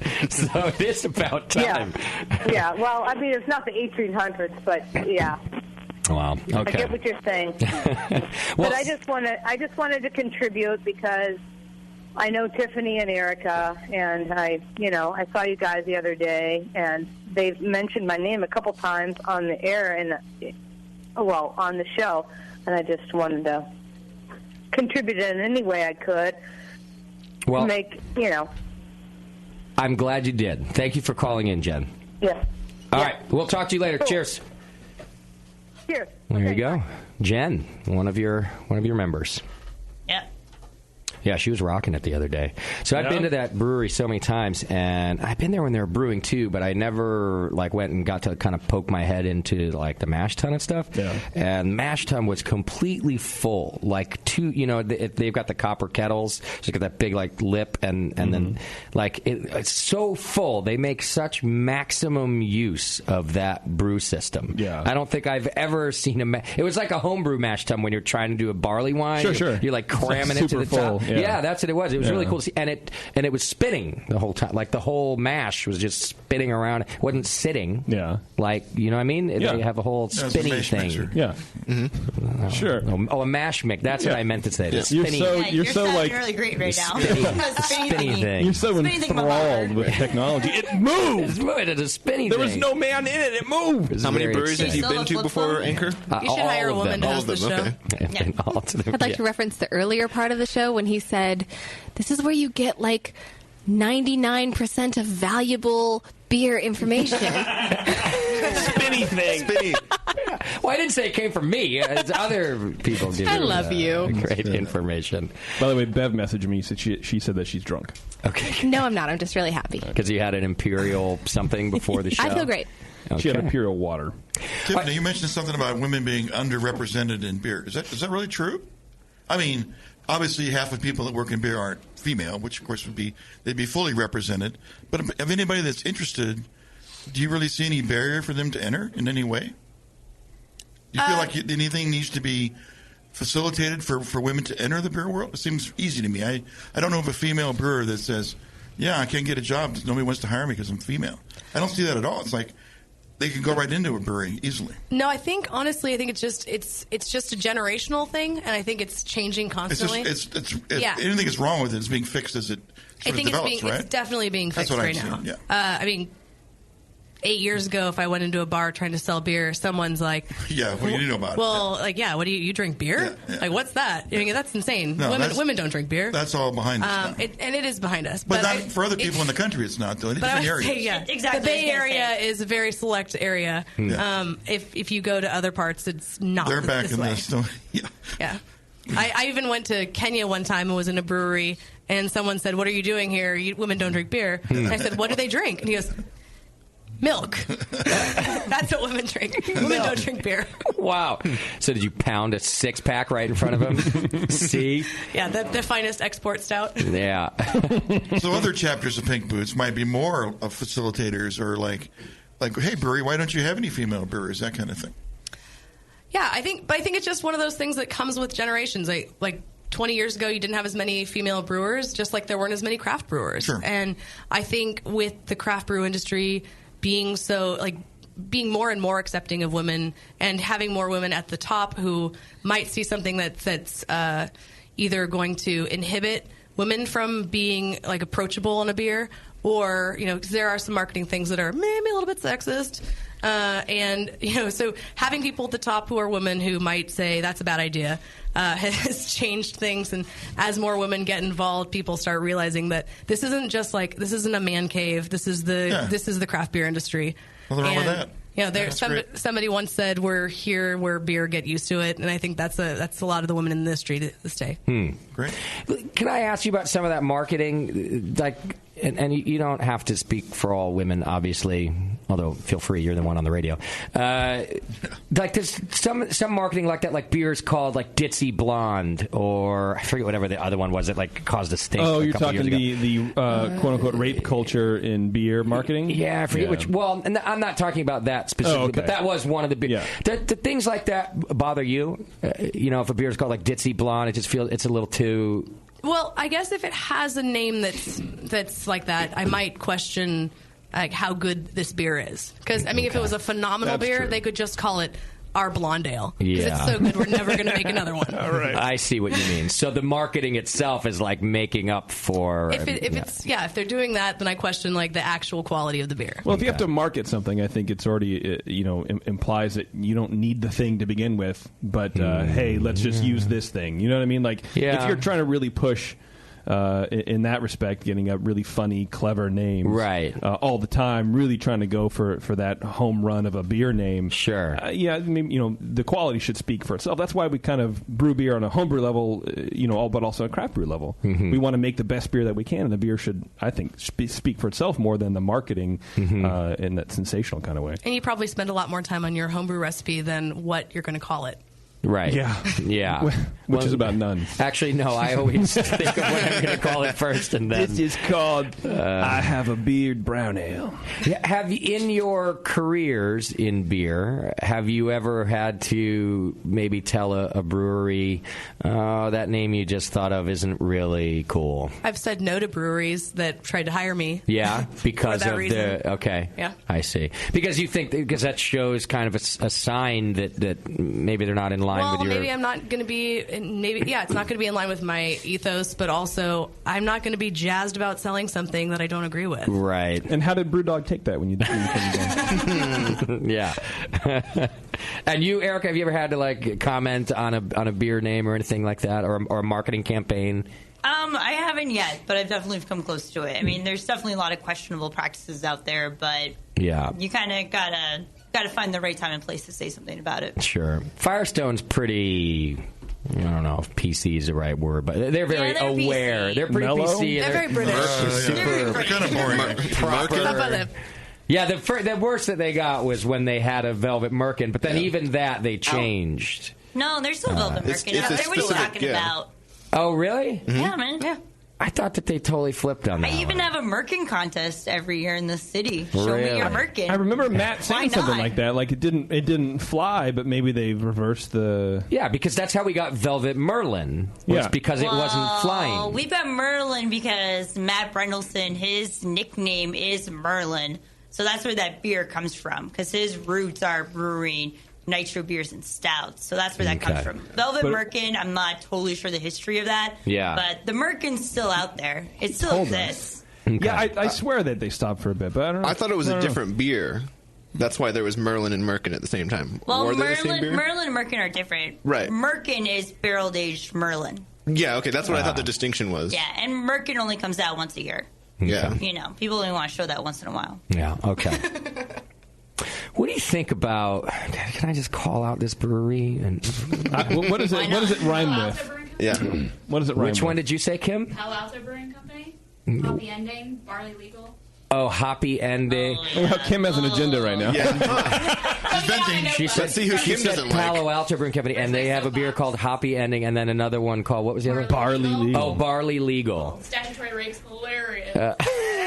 So you don't. Okay, so that's over the line. Like, what you're talking like about. Barley Legal is no, it's not. But I can see how that one's It's not statutory. It's on the other side of it. Happy Ending's kind of funny though. No. Have you seen the artwork? No. Okay, it's atrocious. Look it up. Isn't it just a smiley face? It's not just with like a. Here's a okay. Well, didn't they have to put that over use a it? microphone. Yeah. I think they had to add Oh, really? I that don't know. smiley face to it because the original artwork was so offensive. Oh, probably. The smiley face is covering something up. Who knows what that means? I'm not going to name I'm brewery. deeply offended by that. Oh yeah, that's pretty. Yeah. I'm not going to name breweries, but a brewery in Eugene also had a statutory rape one. Had a what? Had one that referred to date rape, and they got their windows smashed out. I don't know who did it, but I mean that's one where even not the whole saying- community was outraged. Yeah. And I think that's kind of exciting. Is like if you actually it shouldn't just be like the Pink Boot Society should be like, oh, that's a bad idea. I think it should be something where if you're going that far, the whole community should be outraged. Yeah. Do you remember the name of the beer? You don't have to name the brewery, but because I'm just wondering if that was the one that we talked about. I know what you're talking about in the cans. Yeah, it was like a doll or something like that. I'm trying to look it up right now, but I can't. And that's why I was thinking that maybe that was the one that was like Ditzy Blonde or something like that. No, there's another Ditzy Blonde beer, but I don't remember the brewery. Particularly blonde ales that the marketing is just, it's terrible. Oh, God, it's from, okay, this is it, but they've changed it. Oh, Goes Down Easy, that's what it is. Oh, yeah, that wasn't the one I was thinking of. Dallas Blonde. That's right. Goes Down Easy. What? It sounds like a good beer with salt in it. I still think it's funny. It's a blonde ale. I don't know. Just go. It's not Goza. Oh. Yeah, it just goes down. Oh, never so mind. the brewery that I was thinking of, it's... And I saw it at GABF, and I hadn't really paid attention to it, but other people were talking about it, so I was like, I gotta go see that. But the logo for Belching Beaver. Yeah. Belching Beaver, or is it, there's another one, there's that Colorado one one look like too. lady parts. There's one in Beaver, I know what you're Colorado talking that's about. also a beaver. That's, it's a bit more detailed in the artwork. Oh, really? So maybe I'm not even thinking So you can see about... what that would be more about. So here's one, Jay. You can read the tweet there on the phone. The middle one here? Yeah. That's a real. That's not a real No, that is one, that's though. the one I was talking about. Yeah. Mouth Raper IPA. Yeah. That's crazy. Raper? Yeah. How? Also, and that remember that happened? there's Like that? Wait, that was a beer like that happened? Was that a packaged beer or just a brew pub? Yeah, I can't imagine that. Because how could I label? can't imagine It's a big the enough TTB brewery. approving it. Exactly. Well, it makes you wonder how the TTB approves a lot of the labels Well, that that's are what I was out going to there. say. It's really unfortunate how many people these things have to go through to be approved. Well- and it's not just one person Well, that has this ridiculous idea, but that it goes through so many to be approved to actually make it a real label on the market. Was it a label on the market, or was it like a over-the-counter draft thing with that one specifically? Well, I think it was If you know released what. draft, and then, but it's a company that actually does bottle and everything. But Okay. I think as soon as it was out in Eugene, everyone. Yeah, I mean, I guess Yeah. either way, it doesn't matter. Did they retract and like make it a public apology or anything like that? I can't remember, but I feel That like one's they pretty fought it for a gnarly. few days or so. Really? Yeah. How do you you're like, come on, guys. I mean, really, like, come on. Great Like, idea. Let's go on with rape. Yeah, I mean, Yeah. it was something like that. It was pretty horrible. Wow. It's called a mouth wrapper, and then you put duct tape over the mouth, and it's fine. Like I'm I'm really not politically correct, and sometimes I'm really wrong when I say stupid things too. But sometimes. What? I remembered the retraction. Oh, The retraction was that they were sending it out to accounts with a cap that said MR, and they were like, no, it's like Mr. IPA. It's not Mouth Raper IPA. It's so they Mr. IPA. That's terrible. Oh God. We cover up. That one's It was pretty bad. gnarly. Like, so what I said, like, I have this general theory, and sometimes it's wrong, but that if it's funny, it's not offensive, right? Like in comedy, like people using the N word, like if it's, I don't care if it's funny. What word is because that? the point is to be funny, and the point is not to be malicious or to Insensitive or anything like that. or to push an agenda that is either chauvinistic or racist or something else. So, as a general rule, I say that if it's funny, then it doesn't matter. But that's neither funny or like that one's gnarly. Well, I think that's like Palo Alto Brewing Company. That is how they see it. Is that it's funny, it's a pun, but it's still atrocious. Yeah. Well, and the especially hoppy when you ending- add the image. I that's was the almost thing. going to argue about that one, Yeah. even though I get the point of how. But then I'm seeing the image coupled with it. That's pretty. And the image is a hop on a massage table. Yeah. With a blonde. Yeah. Touching Like the hop happy under a sheet or ending. something. Ending. Yeah, that's a little too much for me. I mean, and plus Overt. plus the woman in the label isn't even Asian, so it's just totally not even right. Yeah. Right? I mean, come on. That's how out of touch they are. Yeah. So, Kim, No? is it Okay. safe to say that there will be no happy endings at the end of this interview with you? Or is that... No? Oh, I thought that was Vivo that we were talking about earlier. No one here is on my list at all, so... What? Well, come on. offended. I'm super offended. I know. I think... The three of us are offended. Yeah. The males in the studio. Exactly. Kim and I are on the same page. Wow. None of y'all made the cut. Sorry, That's bro. not true. We already established I'm number 2. We all agreed. So if I had 2 lists and everybody on the first list died, I'm not even sure that you would be number 2 on the list. I can... On the second list? I On the have- second list. Is everyone else tied for first? That's why you're second? I have known you so I can see you're lying. I can see it on your face. I know what you... I have known you so long that you should know I'm not lying. I think that Kim Shimke's list is about 800 people long. And I might... And I'm not on it. You're 801. Yeah.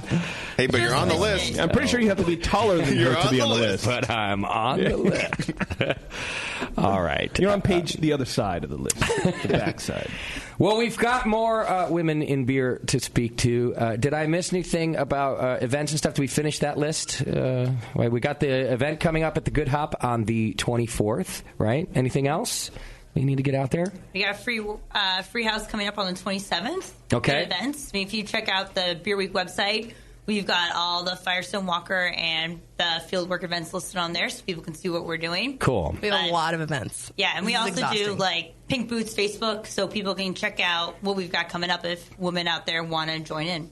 Yeah, if you're Okay. a woman in beer, please just become friends with Erica and I on Facebook. It makes it a lot easier. And Erica Talbot, Tiffany McFarlane on Facebook.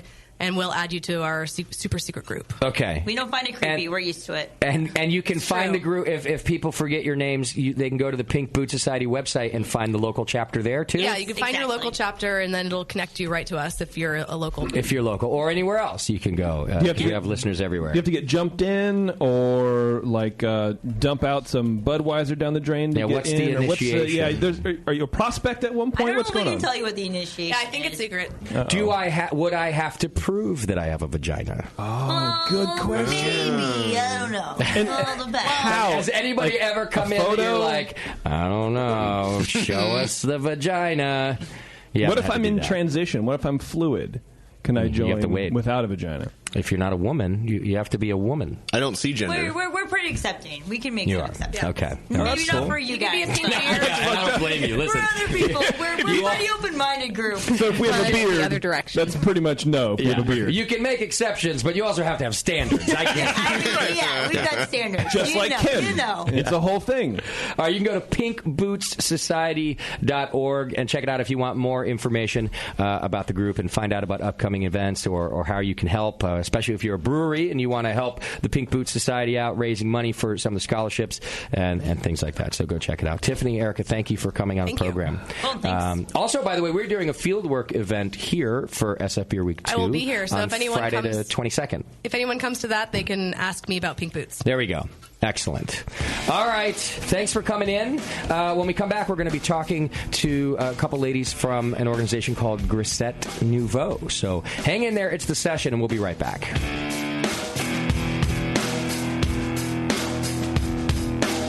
You're listening to the Brewcasters. On the Brewing Network.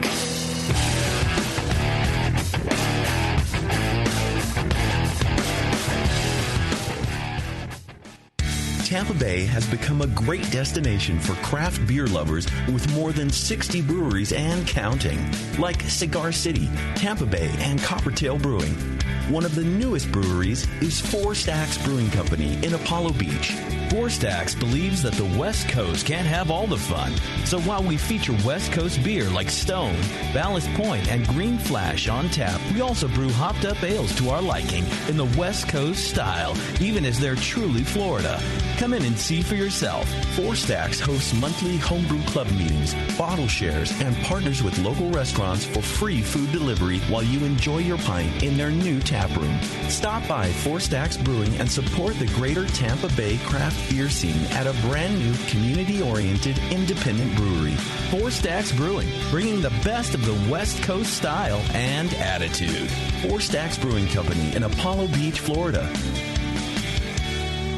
That's it. I've had it. I am never putting hops in my beer again. What? Why? It's just too ridiculous. Insane prices, stupid contracts, high shipping costs, crappy selection. Dude, you need Nico Brew. Nico Brew will rock your f***ing face right the f*** off your f***ing skull. $5 shipping to all 50 states. Plus fantastic international rates get you low prices on Nico Brew's great selection of hops and more. Whether you're a home brewer, a pro brewer, or a homebrew shop owner, Nico Brew can get you the hops you need in increments big and small. Single orders, spot buys, or full contracts. And there's only one place to join the uber special secret elite bare bones club where you'll get the best deals anywhere. Holy f***ing shit. NicoBrew.com. NIKOBREW. Nico Brew, your bare bones buddy in the brewing business. Do you know the 3 most important rules in brewing? Sanitation, sanitation, and sanitation. And no one does it better than 5-Star Chemicals. 5-Star knows sanitation. You can only sanitize clean equipment. And 5-Star knows how to clean, too.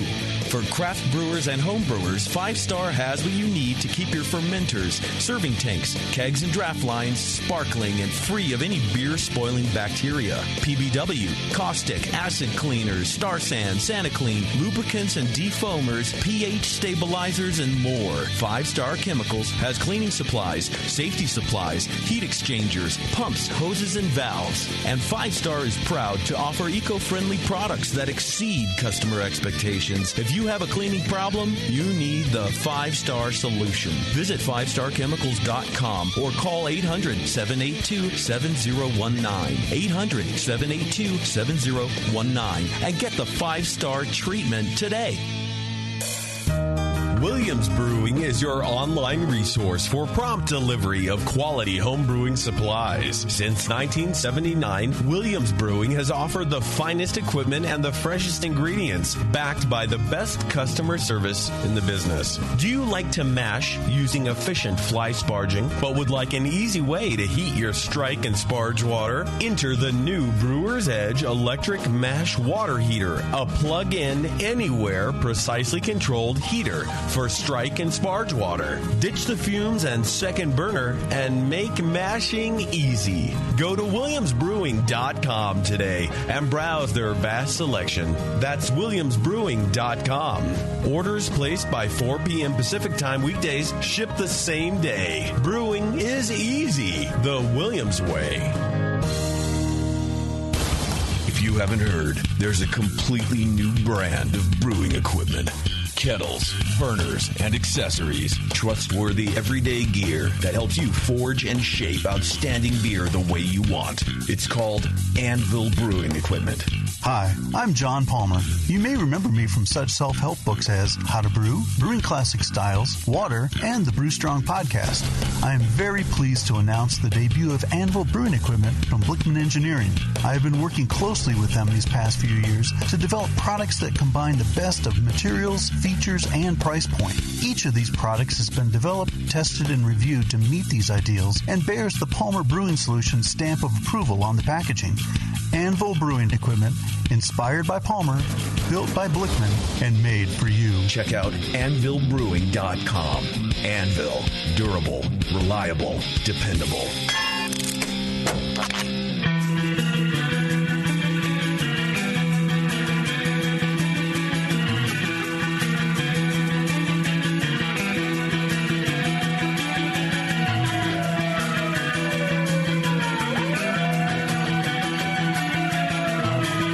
Tuned into this session because life's too short to listen to crappy radio.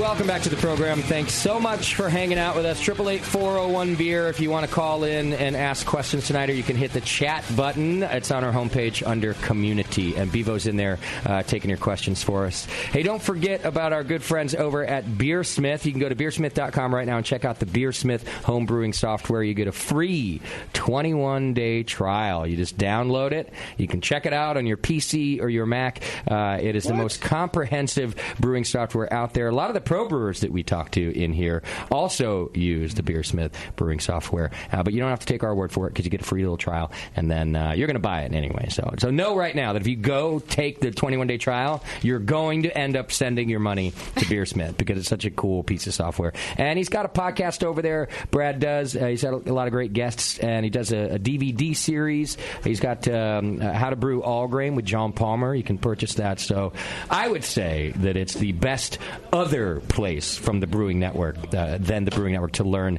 about cool stuff and get help brewing. Go to beersmith.com. Check it out right now. All right. In the studio right now, we have Kirby Bennett and Amanda Poe from, and I hope I say it right, Grisette Nouveaux? Yes. Is that what it is? Mm-hmm. What is Grisette Nouveaux? Well, Grisette, do you want like the etymology of the words? Because we can definitely give you that. Well, Grisette was a beer style, right? It is. Yeah. So, what was it? Well, like as saisons are for like provisions for farm workers, Grisette was provisions for miners, and gris is a French word meaning gray. Okay. So it sort of signified like the garb that females wore when they were serving men of the mines. Mm-hmm. This like really light-bodied, like spontaneously fermented beer. Okay. But it also came to be known as like an independent woman in the Renaissance who was like, took on lots of lovers and, was kind of anti-status quo as well. So that was a Grisette also. Yeah. Mm-hmm. Okay. And Kirby and I met through like our jobs at McKellar, and we wore a lot of gray at the time, so it was like sort of a play on the fact that we were like wearing gray, working in the beer industry. We didn't really want any sort of like demeaning, like beer wench terms to describe ourselves, because we felt very like strong in our role, like serving beer and working in the industry. And Grisette was a more positive way to describe, like what we were doing. And then Nouveau sort of talks about like a resurgence of like a particular known thing, or like the newness of it. Also, like grammatically, it's actually incorrect because Grisette is a female word, and the version of Nouveau that we used is actually masculine. Okay, which actually ties into what we wanted as a collective. Like we are both active members of the local Pink Boots Society chapter, and we kind of saw that, and that's an awesome like way for women in the industry. But we're like, well, we want more diversity than that. We want our beer to be brewed by like a drag queen or like a trans person or a person of color. So how do we get even more diversity into our world and into our industry? So it was a kind of a play on words. Okay. Where we were like, we took one gender and put it against another gender in the same phrase. Nice. So if you like actually speak French, you would look at it and be like, that's not right. Like, right. But so your group, so Grisette Nouveau is more geared toward diversity than just say women in beer. Absolutely. Yes. And we also feel very strongly about including men in this collective because, personally, I wouldn't be where I am today without, the amazing managers that I've had in my life. And, okay. I thought you were talking about man. I was like, yes! Well, I mean, without the man. Without the amazing man. Without the man. I just feel very strongly about, we love, inclusion. Okay. And that is what we strive for in our collective. You're not looking to set apart from men or anything Not else. at all. Just okay. Not in the slightest. If a man wanted to join our collective, we're happy to do that. I mean, right now it's just us and another friend. There's three of you. There are three of us. Sounds very lonely right now. It's wonderful. We've done collaborations, and we've done a lot of educational events, and we've had men and women, and and everything in between, and we love that, and that's what we. Our whole goal is education in the beer community. That's what I want to know. It's like really what is the mission? Because we've talked about that it's diversity, but what are you looking to do? And it sounds like the mission is to educate people about beer. Yeah, we want to kind of like demystify the industry for people who everybody talks about this like big boom in the craft beer industry, and everybody wants to get in, and everyone's like, I want to be a brewer, but nobody really knows what that entails when they say that. Okay.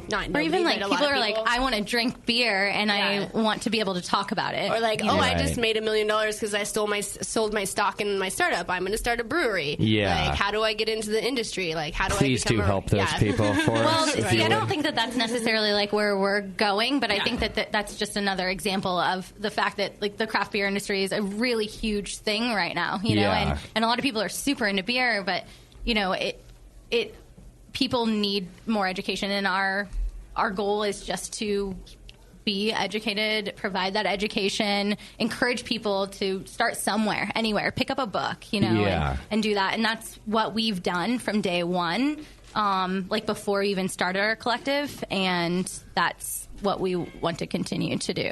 I like this idea and of trying to be inclusive to people and make it, so that it's not scary, the education part. So even with our bar, the Hop Grenade, kind of by default, because we've been doing this for so long and because we are beer nerds here and we know about beer and we know all these breweries, like our starting point was to build this beer nerd bar, which is exactly what I didn't want to do. I didn't want the community to feel like, well, you have to know about beer to go in there. You're going to be treated like, they'll look at you funny if you don't know what's on the menu.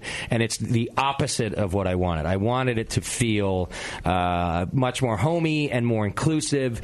If you wanted to learn about beer here, you could do that. Or if you knew tons about beer and you wanted to geek out with one of our bartenders, you could also do that. And what went wrong? Well, what I have to say about that's like going like onto a college campus and expecting that you're going to feel like a senior when you're a freshman. You know, it's if you want to know something about a particular subject, it is on your shoulders to learn that. And the thing is, in this community, you have incredible resources. And we're lucky that we get to be a part of the Pink Boots Society. You know, we're lucky that we have incredible people that we've met that have always striven to like support everyone around them. We've worked with amazing managers, we've worked with great beer education, but we are where we are today in the beer industry because we've striven like to educate ourselves. And I think that is actually what's the most important that's the most important thing. If you're going to drink something, you might as well know about it. If you're going to eat something, you might as well know what you're putting into your body. And I don't think that there's any excuse to be like naive about beer. Yeah. And I think that that's a little bit harsh, but at the same time, like educate yourself, and along the way, like we can be a resource for you. We will gladly brew with someone that has no idea what they're doing, and we're still learning. We can talk through it all, with them. But pick up a book. I mean, we reference books when we're like going into the homebrew store. We will literally have our books open to like hop profiles. As like, you what's should. the best for this, but experiment, read more, do more. Like that's kind of what we're all about. Yeah. I feel like I should learn about radio since let me write this down and learn about my career. It's also, I don't know. I think that's like sometimes there's like a cloud around that, like people go into it and they're like, oh, either like it's just beer, like I can do this. And then, like they probably make like a semi-decent beer from the malt kit at the homebrew store. Yeah. And, you can not go past that, or you can like really geek out about it and like get all the books and do that. But like, I think that we are really lucky that we came into this industry in this time because, 15, 20 years ago, there weren't, you couldn't have an entire library of brewing books. There was like maybe two or three out there. And the online resources. The joy of home brewing and how to brew. Like those were absolutely. A few others, I guess. But I see what you mean. And now there is a plethora if you want to go out. But even with that, like we have this, here on the Brewing Network, this enormous resource of how to brew. But it's still having a hands-on, being able to, like you're saying, like being able to come brew with you is still a better way to get into it every time. Like there's very few of our listeners who are like, I'm reading all the books and then I'm going to brew. Most people go brew you have to and then figure out the rest later. Yeah. I mean, because it's so fun. Like, And I think like when I shot you an email about like kind of what we were about, and I was like, our style is is it weird? Can we put it in a beer? Let's do it. Yeah, You know, yeah. we'll like brew hot water and like pour it over random things like peppercorns to Okay. like smell them and taste them, and then we're like, maybe let's put this in a beer. And Okay. then you can look up like 15 recipes or even like 1,500 recipes Sure. that say like add this much to your beer, and you're like, well, I'm somewhere in the ballpark of 1 gram to like a pound, so let's just Somewhere you in the know middle. let's throw it all in. So how long have you two been homebrewing then? Well, together, not very long. I Okay. mean, Maybe, we like, started 3 or 4 months? we started Grisette Nouveaux sometime middle of last year, 2015. Okay. Maybe a little like air on the side of like beginning of 2015 because we came together after we'd worked together for a while, and we were like, Kirby said, I want to host a homebrew competition. And I was like, well, I've never entered a homebrew competition. I've never been to a homebrew competition, and we've certainly never hosted one, but let's do that. That sounds wonderful. So, yeah, we were like, well, we might as well make a beer together. Wow. And we started doing that, and we hosted a homebrew competition. What did you make? What was that first beer you guys Well, made actually, together? the first beer that we made was a collaboration with Woods.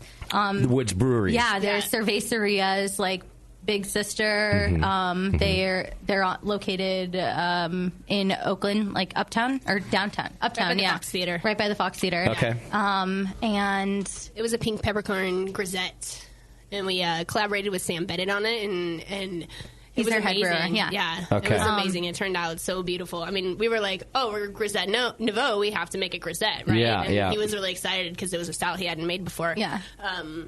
And he came on as a brewer for them and was sort of I fangirled because he had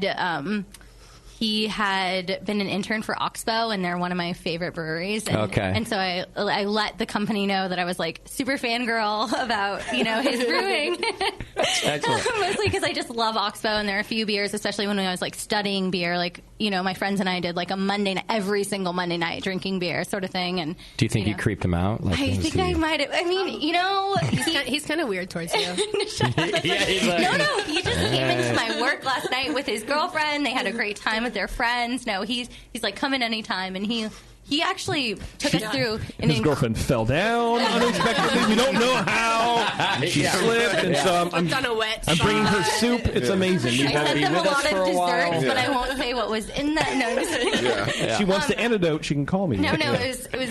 He's amazing, and the company's amazing. They're really. They are a cool company. Connected with the community, and we're so excited to have us with them. And they allowed us to sit and do a meeting with him where we literally built the recipe ourselves with him from the ground up.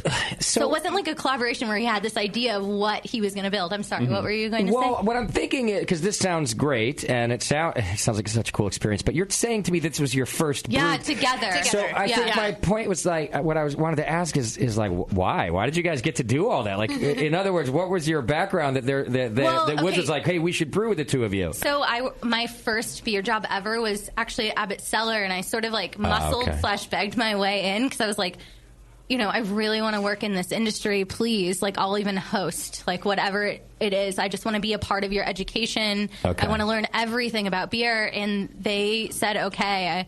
I just like smiled a lot and was like, I said, please, and that'll get you far away. That's for sure. It was wonderful. They had an incredible education program. The owners, like Christian and Nat, did an amazing job setting up the program, and then their sister-owned Mike Reese, he works for Lime Ventures now, did such an amazing job educating the staff. Okay. I had a great time working there. So they also sought out like collaborations for our company, like Monk's Kettle and Abbott Cellar. I see. So we worked with Cerveceria when they were still like a wee little shop, on 18th and Church. Yeah. And we did a few collaborations with them. So I became good friends with the owners of the company, and then as they've grown, it's gotten like we still have a great connection. And and I've known them actually too as well because I've volunteered at their beer lunch, their annual beer week brunch thing at the Public House a couple times the last 2 years. So it's kind of like. It was just like a natural collaboration. We're like, oh, Woods. And also, like, I think that our style, too, like, we're both super foodies. Okay. So we're like, I don't think we've made a beer yet where we haven't added some kind of food to it. Excellent. Or something weird. Spice Yeah. or something weird, you know? Okay. So I think that their style like really melded with like our style, and so how big super natural. was the batch of beer, and then I'm curious how much of the the pink peppercorns you put in. So I think they have like a 3.5 barrel system. Okay. And we did a pound of pink peppercorns. A pound of it. Yeah. Okay. And the fun part about that, it felt like a triple collaboration because some of my previous history in the industry was volunteering my time at Fort Point when they were still a bit smaller, because I knew. Actually, through Cerveceria, they're like an incredible resource and have been for me. They introduced me to the head brewer of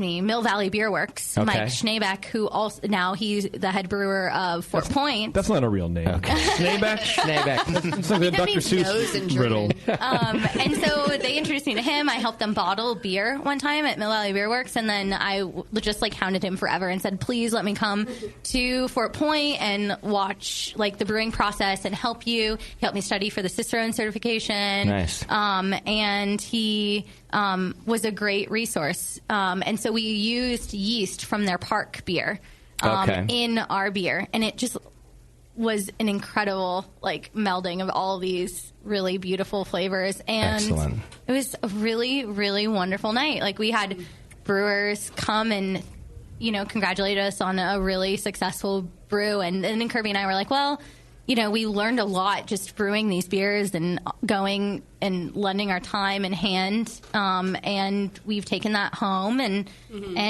we've sweeted a lot of things. So can you give me an example of some of the other strange ingredients or other foods? Let's talk about some things you put in beer. We recently made a porter with chamomile and cacao nibs. Okay. Right now we have 2 beers fermenting. We have that we're actually going to pour during Beer Week at Pinballs for Pints. We have a saison with a local orange blossom honey, and then we're going to put it on secondary in Buddha's hand. And then we have a champagne beer. Well, I'm excited about this one. This is one that when we went to the homebrew store, the grain bill, when we milled it and put it back in the bag and wrote on it what it was so they could charge us, the woman took it and was like, well, that's interesting. Which is like, okay. She was like, no, it sounds fun. And I was like, I'll bring you a bottle if it turns out well. I mean, we used like a base lambic recipe, and then we're using her boyfriend's father's champagne yeast, and then we're going to put it on. We're going to put it in secondary on strawberries and rose hips. Nice. The idea around it is to make like a kind of like a rosé champagne beer. Yeah. So I want that beer. That sounds really good right now. We'll bring you a bottle. That'd be cool. Yeah, absolutely. I promise. We'll taste it on the air. Yeah. Awesome. That sounds like a really only good if it's really good. No, don't be. Can you do the first tasting on the air? With us? I think one of my favorite beers is the Hansen's Udbijay. I'm probably mispronouncing it completely, Udbijay, but right? Udbijay. I think it's pronounced hop. I think. Yeah. Great song. Can you? I can't believe that's like a thing now. By the way, because I know. It's a thing. Neither can we. It's kind of amazing, right? We've had the beer. Yeah, it's a thing. Really? Is it good? I've we never also had it. we brewed an oatmeal IPA, but when we went to bottle it, her cat ate all the priming sugar. Like a lot of the priming sugar. Wow, is that healthy for a cat? He's still alive. Oh, Yeah, he's well, still then alive. fuck it. The thing is, it was in Kirby's hands because I was away, and I was like, if you kill my cat. Yeah. The cat's okay. He shops at Walmart now. Yeah. The cat is okay, and the beer didn't turn out very well, but every time Erica brews on the sidewalk, he's like sniffing around. What are you brewing? I need that powder. I need that China girl. I need that white girl. We keep our priming sugar very, very far away from them now. Now that we know that he's a fiend for it. Wow. Little crackhead. But that was actually one of our very first beers, and it didn't turn out. It smelled incredible, and then we were we need some way. If we had priming sugar. Yeah, it would have been great if it was carbonated. So what I did instead was I took a whole bunch of bottles to work, and we carbonate a lot of our cocktails.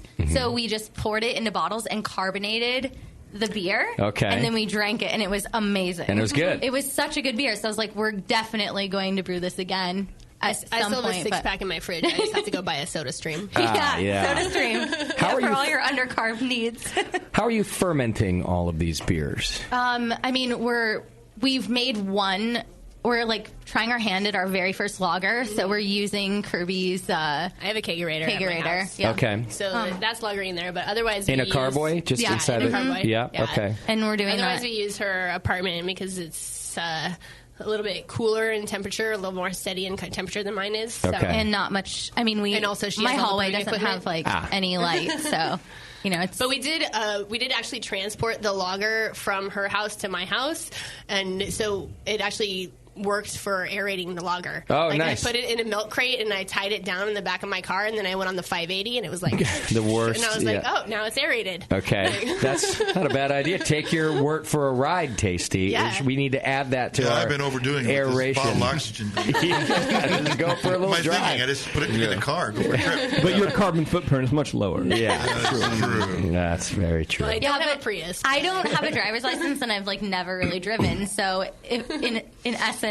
we're not really contributing. Like, if you combine that, Kirby's not doing much. Absolutely. She's a pedestrian, so she offsets my carbon footprint. I do. Perfect. What does your brew system look like? What are you guys brewing on? How big is it? How many gallons? Things like that. 5 gallon. Okay. Yeah. Stovetop? It is Okay. stovetop. Unfortunately, like we've discussed the whole Bunsen burner large setup in my kitchen, but I'd feel really bad if we burned our entire apartment building down. Yeah, that's frowned upon. No, that's totally a joke. But we have some friends that do have that, so we've discussed.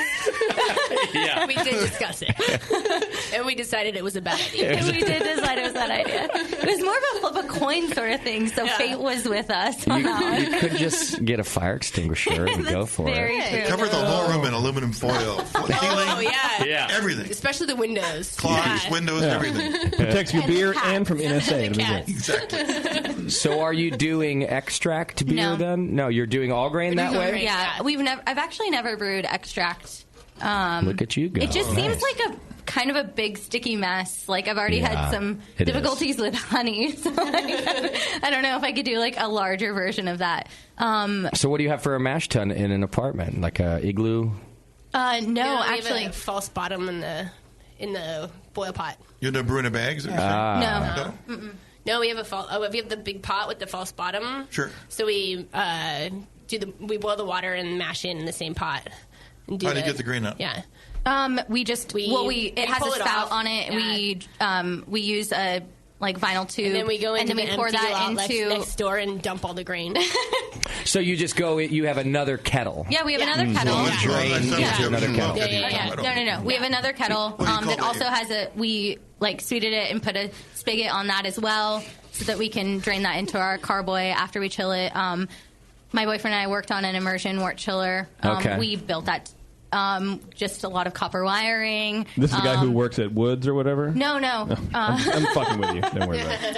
Like fanboy? There you go, Actually, yeah. no, he just I'm sits messing in a with you. chair that we duct tape I'd him let to, him. and he helps us through. That's how we do everything, yeah. He's actually he's not calling alive 911. He's mummified. He's not around anymore. But you guys Talk to him, made, but he won't answer. you made a chiller. Yeah, we just used copper, copper tubing. We got a pond pump, some vinyl tubing, and then a lot of ice. Yeah. Okay. But we also are one of our biggest goals when we brew together. We just did a double brew the other day because we try to conserve water when we're brewing. And we also use freezer bags, so we save the water and freeze that again in the freezer so that we don't use a lot of the water. And then we use a lot of tubs to run our water off so that we can wash all of our equipment in that as well. Okay. That's one of our biggest goals is to not, use as much water. Sure. Yeah. All right. What's your favorite beer that you... All right. You don't believe them at all. You're like, sure. What's your favorite beer that you've made? The favorite result? I think the peppercorn grisette so far. The first one? Well, that was really fun. What's your favorite mistake? This show, probably. One of my favorite No, it wasn't a homebrew. one of my favorite things that we made was actually the chamomile porter, because it was the longest brew day of my life. Okay. Like, it took 10 hours or 11 hours. That was also Wow. And that was mostly because we got like an insane stuck mash, and I think that was because we were like there were a couple of instances with our two beers that two full grain bags that we got from the homebrew shop that we went to, and I think that their like mill was milling too fine, so we got like an insanely stuck mash, beers in a row, and I was at this point where I was like, I give up, I'm never brewing again. And Korea was like, come on, you love doing this. And I was like, shut up, I totally do love doing this, but I'm not going to admit it right now, because we literally had to sanitize a Pyrex and pull it out and then use but it turned out delicious. We were using a strainer, and just it was an intense day. Lots of really weird processes. Did you consider stirring in some rice hulls? You know, at that point, it was so stuck that we literally had to pull out our false bottom, because everything had fallen below it. We didn't have any rice hulls on hand, it would have been And even with that, unfortunately, with our schedules, we end up brewing at odd hours. We'll be like, it's 9 p.m. Let's start brewing. But even with that, I don't think rice hulls would have helped in that particular instance. Sounds like it may not have. This You're was right. completely below Because it was underneath the bottom. Just even sticking up our spigot, and it was just lots of. I was like, thank goodness we have a tiny little brush on hand and all this craziness, and we did it, and it is an incredibly delicious beer. It turned out delicious. Wow. Actually, we have some we're going to be pouring at the Pinballs for Pints event during Beer Week. So if you brew it again, how are you going to replicate that mash? You're going to do the same thing, just dump it all out, put it back in? No. Yeah, you got to be able to replicate. I'm a little worried about that, but I think that we might just everyone at the homebrew shop that we go to are incredible resources. So that's what they like about their job being there. Yeah, exactly. So going to them and saying hey, this is exactly what we purchased last time. Can you give us any tips so that this doesn't happen again? Yeah, good idea. I have a tip. Next time you get to hour 7, turn the heat up, put on some gloves, carry it outside, and throw it away. I know. I've been at that point so many times that Curry's like, no, she's the voice of reason. She's that positive angel and the devil on my shoulder. It's keep going. And then at midnight, I'm like, wow, we're done. That was not short, but it was real sweet, especially because there's beer all over my floor. But after brew day, my kitchen looks immaculate. So just got to clean that up. Yeah, exactly. Excellent. Tell me about the homebrew contest you did, which I'm surprised to hear how young the Grisette Nouveaux is, and that you've already done a homebrew contest. You two are ambitious. Well, the collective came out of the contest, actually. Okay. We were having lunch one day, and and I was like, I have this idea, let's have this contest, and I want it to be around introducing a little bit more diversity into the we wanted to be, originally we had an idea of it being either women only or racial minority only or something like that. We ended up deciding that was too exclusive. Exactly. We wanted to be more inclusive with the industry, and that was what we were about. So we opened it up to everybody, but we were if you win, you're gonna get this hot pink ribbon. Okay. So if you have a problem with that, then don't enter. Well, our whole thing is that we were doing this to benefit the Pink Boots Society because we've always really believed in what they do. Okay. But we wanted it to be more open, because I think that a lot of people shy away from Pink Boots-esque things and ladies things. Okay. The turnout for that was insanely good for their first event. It was at local Brewing in Soma in San Francisco. Yeah. And I was amazed. I mean, these are friends of mine, so I say that even outside of that. But it was really impressive. For someone's very first homebrew event, it was a full house for the entire time that event was going on. Wow. That's great. Ended up, our goal... Oh, sorry. I'm sorry, how many entries were there? Just in terms back to size. Overall, about 20. That's good. Yeah. Nice. Yeah, we had the judging day at my work at the McKellar Bar downstairs in the sour room when it was closed, and we were able to do it in one afternoon. But like it was such an awesome learning experience in terms of like event management, in terms of like homebrew itself, like to sit in and watch the judges like judge all of the entries and like to have to set them up and organize them and stuff. Such an amazing experience, which is why we wanted to do it, to get that experience. But yeah, we had a really good turnout. We raised like over $800 for the Pink Booth Society. And did you get the diversity you were looking for from entrants? You did. Yeah. So one of our winners, one of our winners was a very new, like, first time, like it was like one of his first entries ever. Okay. And he wasn't white. Great. He was other. He checked the other box. He checked the other box. Yeah. What business did he have entering, though? What do you mean by that? What do you mean? I'm kidding. What do you mean by that? Gosh, your straight face like sort of scared me a little bit. Wait, what the fuck does that mean? So he was the first. We ended up doing 2 categories.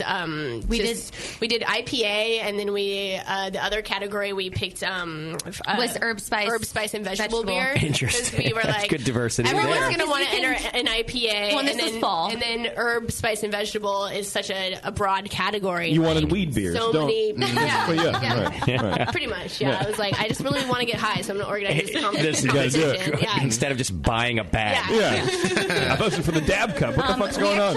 We got some really unique beers across the board, even in the IPA category, especially because we did 2015 BJCP. So the IPA was like quite a bit more diverse. And it was an incredible opportunity for us to even reach out to the community that we've like grown up in, as like in this beer industry. We got to reach out to a lot of our older employers, like places that we frequent often, and they donated gift cards and experiences.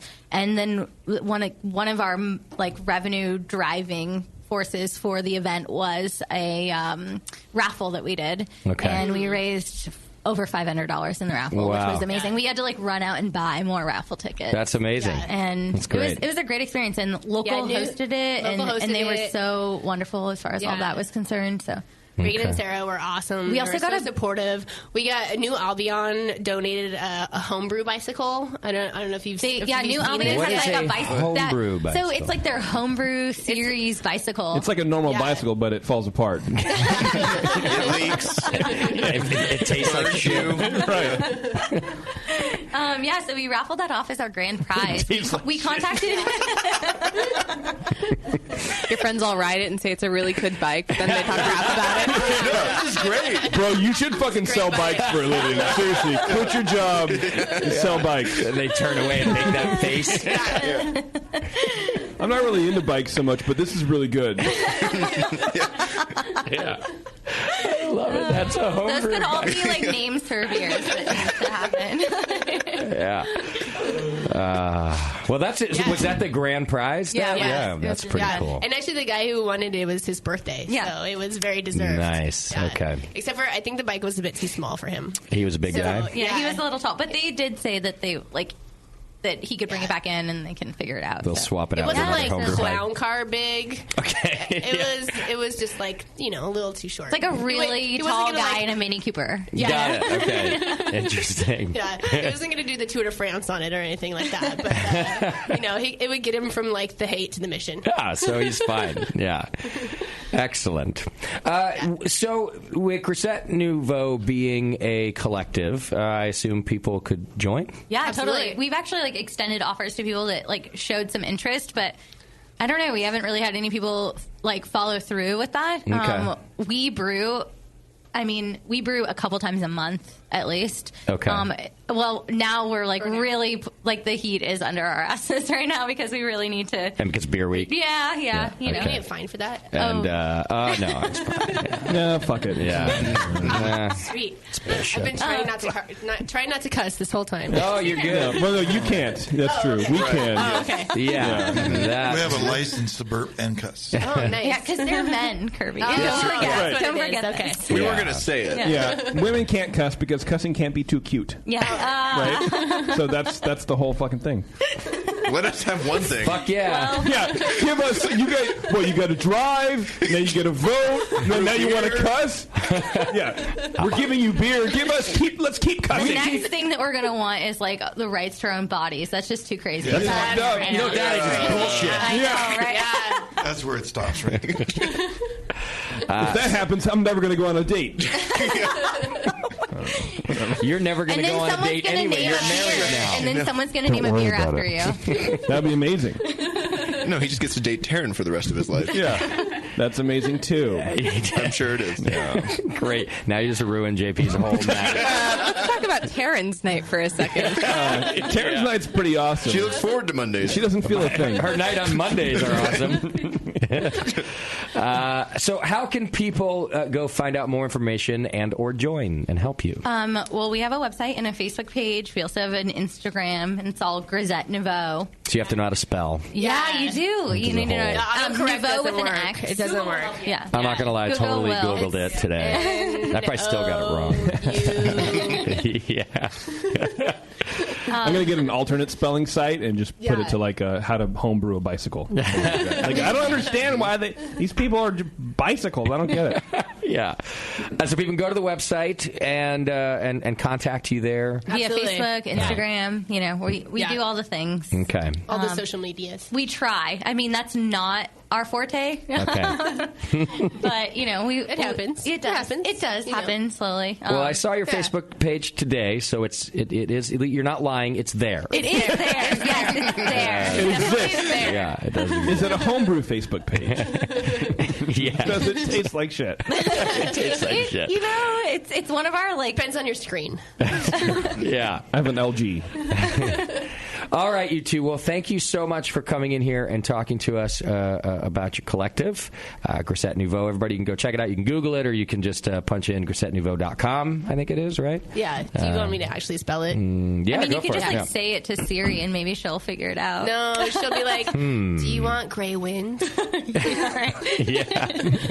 Gray wind nomenclature. Oh, finally, yeah, fuck it. Yes, Siri. That's what I want. I don't want to brew. I want to get in touch with my Native American roots. Yeah. And I'm tired of arguing with you, Siri. I need a hairstylist that's Native American. Yeah, spell it out, please. Okay, so Grisette, Grisette, and Nouveau is Nouveaux.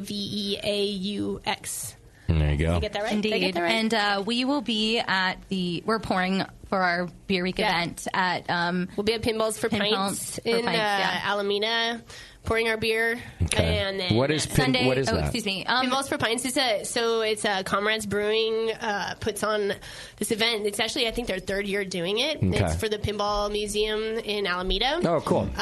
Which I don't know if you guys have ever been there. No. Super awesome place. Like all these really old school, like vintage pinball machines. Can you play them? Yes. Nice. Yeah. For this event. What are you doing tomorrow, Warren? I'm going to the Pinball Museum. Hey, can I come with you? No. Sure. Well, and on top of that, they don't have enough space to feature all of their pinball machines, so a lot of them stay in storage and they rotate them, and apparently like 1/3 is showcased at any time. Wow. So every event that they do is to raise money so that they can extend their space and then have more. They should just machines charge available. to come play the game. Well, they do. I think They do do. normally, Oh. but for this Oh. event, yeah, I got it.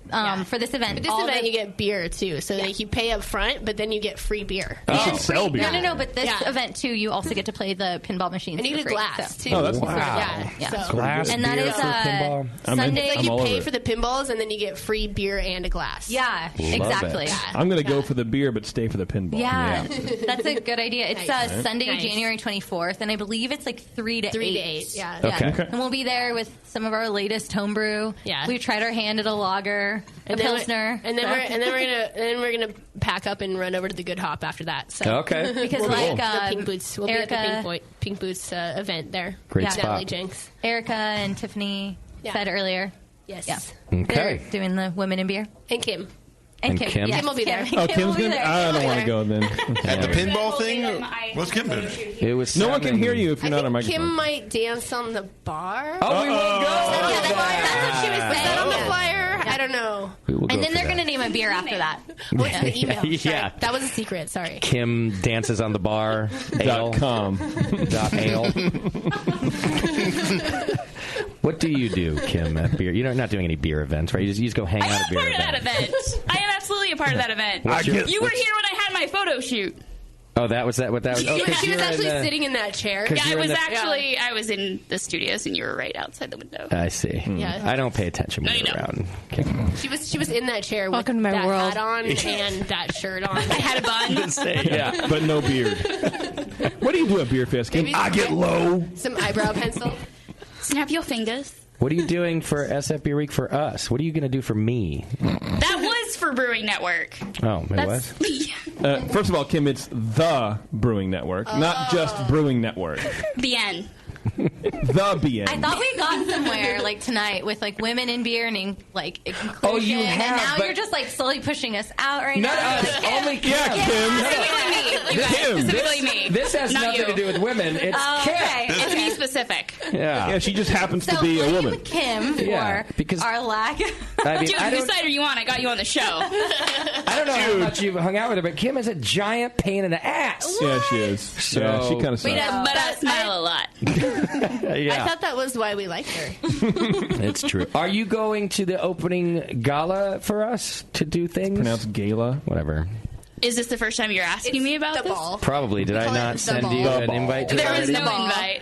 invite. Yeah, I think so. Yeah, I'm going. Excellent. Yeah, I'll figure it out. I'll get you a ticket or whatever. But you Talk have to Kirby. you have to- Yes. She's the handler of things. Oh, you're the- Oh, you're no, the- I'm just in charge of the volunteers. If you want to Ah. get a ticket through me, you have to like do your dirty work. No, I have to go Yeah. through the media person, and I Yeah. think they've already contacted me, so Well, it's good. We're solid. I mean, Kirby still does need volunteers for a breakdown, so you can announce Yeah, that do you to actually everyone. need one or two people? I'm not a for good rapper. breakdown? I'm not very good at it. Yeah. No. I can't break it down. I disagree. No mic I drops heard from you? No, I got the stand. It's it's all held up. I've heard your Flintstones rap. I disagree. You're a good. Oh, I want to hear that. My Flintstones rap is on point. It's lit. It's lit. That's for sure. It's totally on point. We got another call. If you want to take it real quick. I don't. I have to pee. Just wait. Okay. Do the dance. Do the pee cross your leg dance. What am I, right now. 12? Yeah. Oh. We've got Shannon, who's a brewer from Toledo, also a Pink Boots member. Hey, Shannon, how you doing? Hi, how are you? I'm doing very well. Thanks for calling in. What can we do for you? Just calling to say hi to my fellow female brewers in the house, and beautiful. It's good to see. Yeah, good to see and hear other female brewers because there's not very many of us. There are definitely not enough. I will agree with that. Not enough. You guys are like it is getting bald better. eagles or condors or something like that. Do you notice it getting better in your area? You're from Toledo, Ohio? Yes, actually, no. It's really bad in our area. Really? Yeah, they just, you get that head tilt, and they look at you like you have three heads when you tell them what you do. The dudes?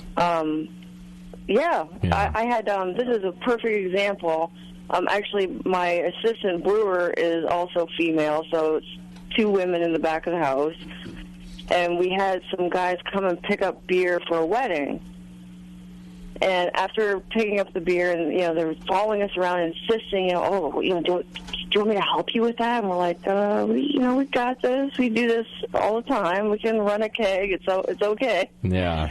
And so we help them, get it in their truck and stuff. And the older gentleman looks right at me and says, "So, are the brewers here today?" Right. I was going to make a joke about that, but now you're saying that's exactly what it was. I mean, we've gotten that so much in the industry, and the thing that, just makes us more comfortable about it is, being strong in what you do and continuing to do it. And just, like, nicety is key, and just looking at them and saying, like, I am the brewer, and not getting offended, because then you just fit that stereotype of, like, the whatever angry woman industry. What's funny is when I told him that, I said, I'm the brewer, and we were actually brewing that day, and he kept looking over my shoulder like, I was, lying to him. Yeah. He's like, no, the brew, like the one who brews the beer. Not the fruit beers, but the man beers. Wow. I can't believe that still happens, but I'm not. I know that it happens. I'm saying that I'm astonished. Yeah, there's dummies everywhere. Do you believe racism still exists? Yeah, exactly. Right. No, that's a lie perpetuated by the black state. It doesn't happen. It says black state? I don't know. It's Shannon, the first two words that came to my mind. What's your brewery, Shannon?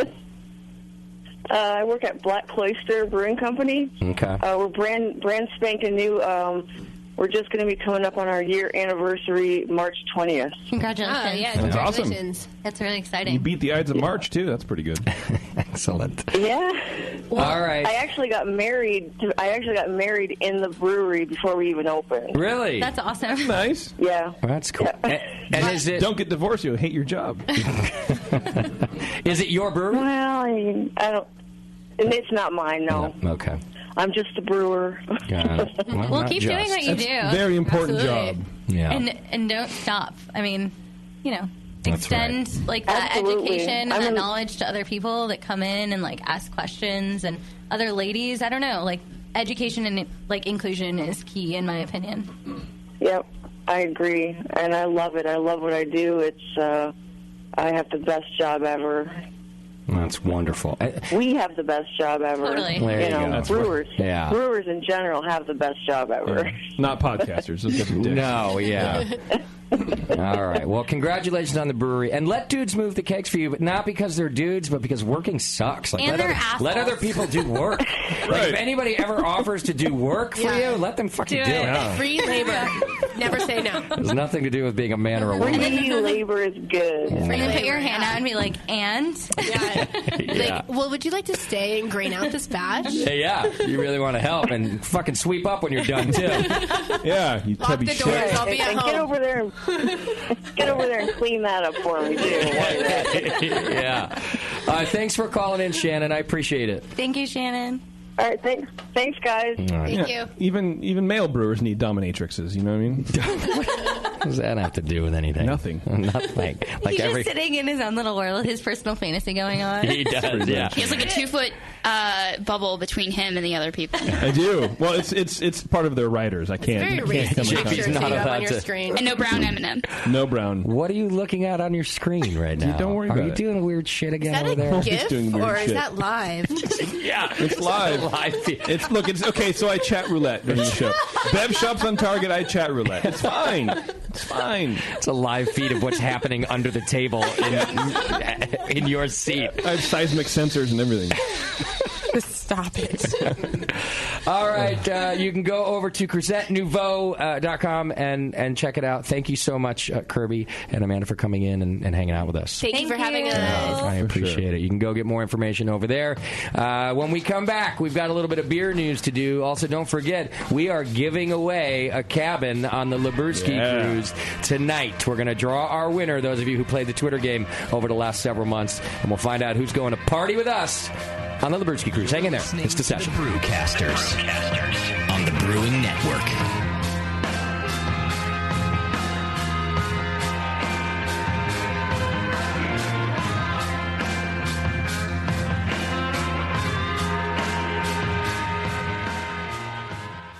With over 20 years of experience making world-class craft beer and more than 100 gold medals in international competitions, Moylan's Brewing Company is not just a pretty face in craft beer. Just ask Brendan Moylan. What do we got here? The beer of the hour. Moylan's, gotta love that big M. It's like a sign of awesomeness. Woo-hoo!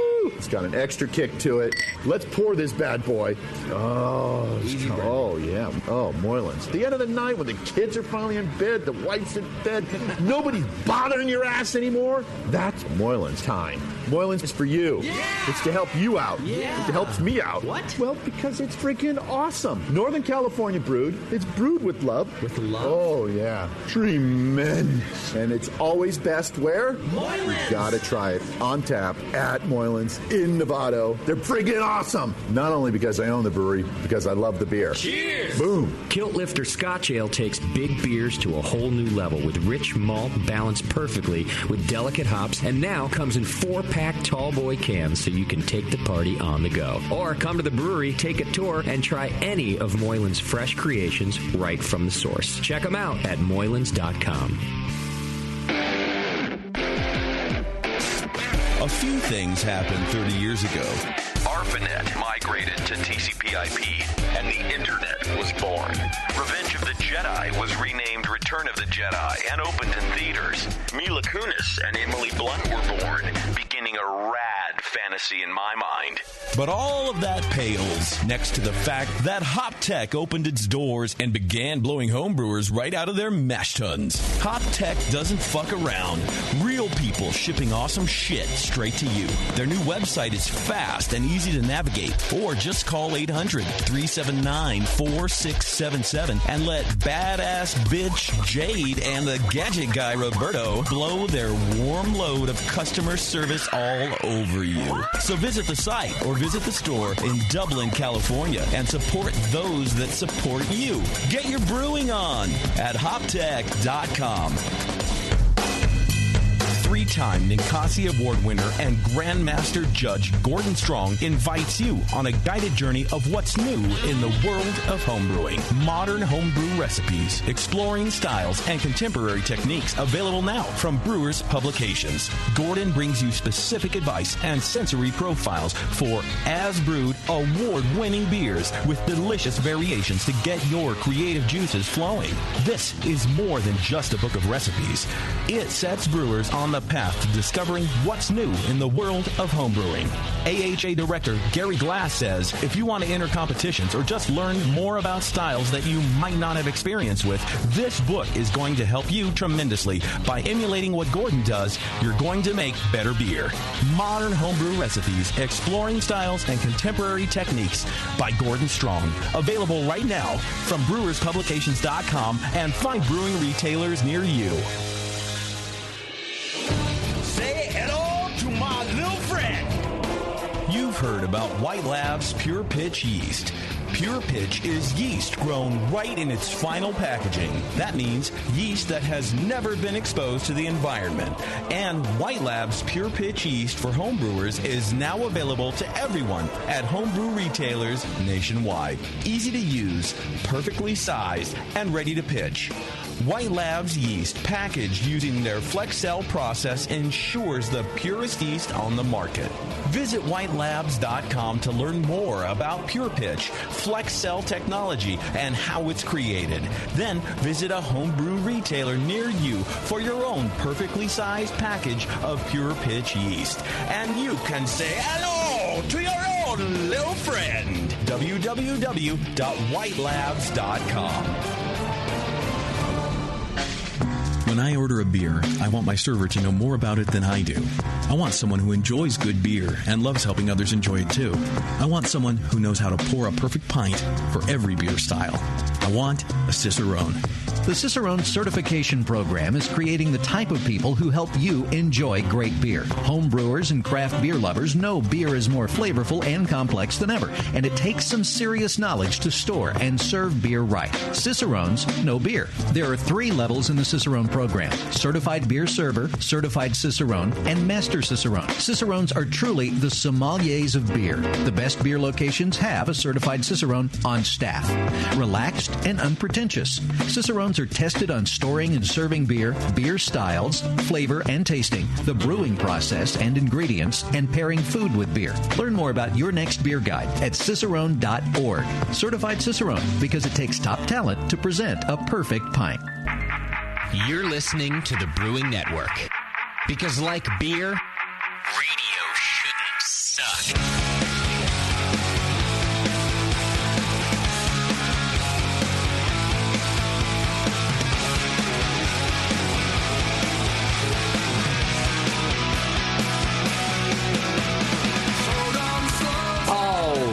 right. Welcome back to the program, and thanks for hanging out with us. I've been having a great time tonight doing tonight's show, Women in Brewing. Have you? I have. I feel like it's a first for you. Yeah. Were you allowed like to have 6 months. fun? It's the first time I've had a great time in the show in a while. I like I like when we do different topics. Me too. I agree. It's been a good day for sure. I like new things. We need to find more new topics and new interviews so that I don't have to ask the same questions over and over again. And it's exciting. It's more fun. Well, and not having ugly dudes to look at is pretty nice too. Yeah. I mean, I don't want to make it sound like I'm a sexist person.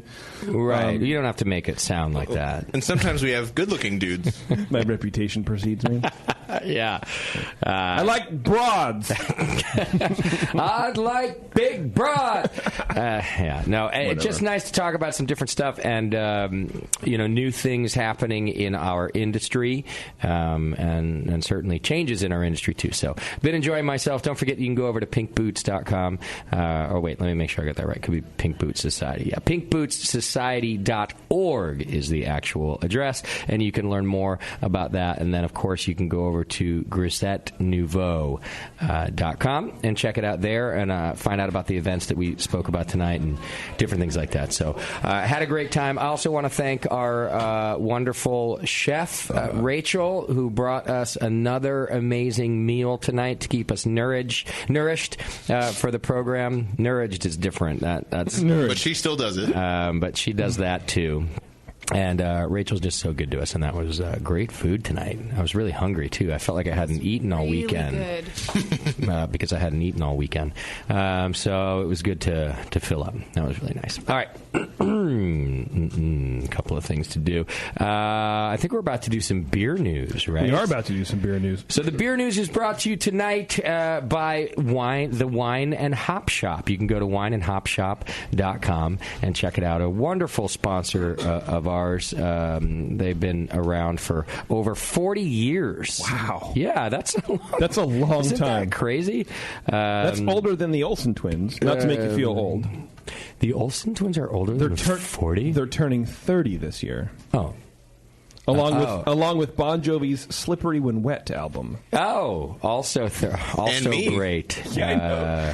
Warren, I like off. No one cares about you. Missed. I like how you made the correlation between "Slippery When Wet" and the Olsen twins. They're unrelated thoughts. Both of them are on my top 10 list. Okay. Are they ever going to get work again? Like, will there be another movie where you're like, oh, the Olsen twins are? They don't need to. They weren't even included in the Full House remake. Really? Yeah, Everybody everyone else was? is. They weren't even asked. No. Yes. Why? Because they're crazy? I don't know. Just look at them. I only read the titles of articles. Just so nice. Is that them now? That's them now, dude.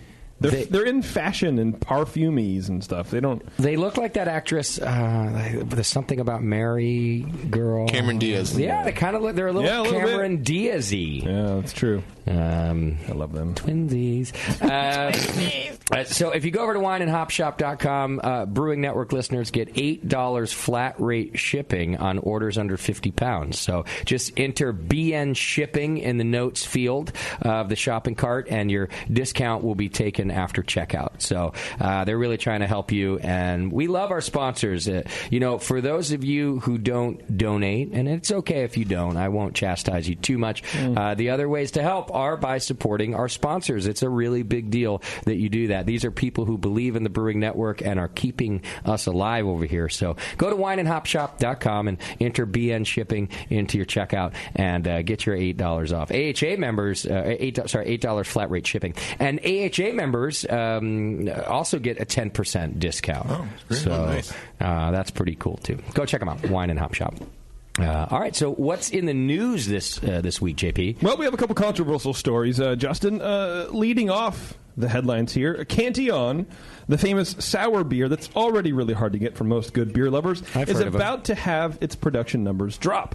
The cause? Climate change.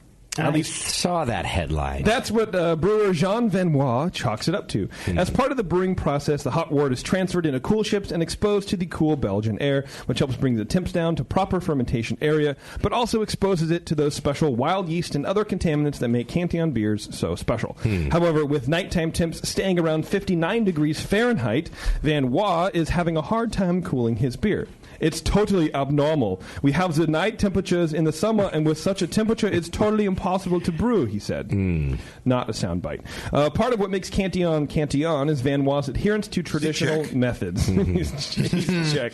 He's a Nigerian Czech. It's a weird accent. As such, he refuses to use artificial refrigeration to cool the wort, making production at Cantillon totally seasonally dependent. Well, there's the problem. That's the problem, right?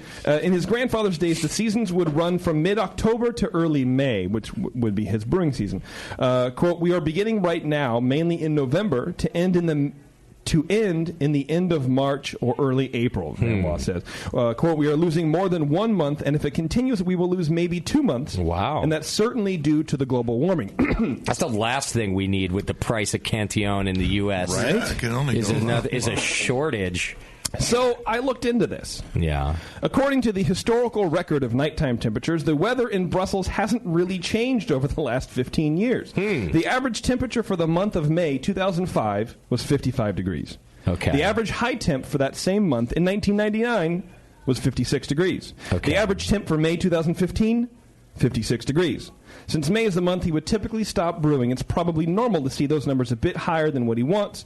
Looking at the temperature history in mid-October, again, which is another month Vanois says he can no longer brew in, we find the average high temp for 2015 at 50 degrees. And in the year 2000, 56 degrees. So if these numbers are if these temperatures are too warm to be brewing, and why is the sudden stoppage? Why wasn't he stopping in 2000 or 2005 or 1999? It's the same temperature. So over 15 years, nothing has really changed at all. In fact, it stayed the same. So I don't know why he's now saying that it's cutting off a month. I see. It's very weird. Well, because I'm assuming your average temperatures reflect a higher nighttime temperature. I assume they do, right?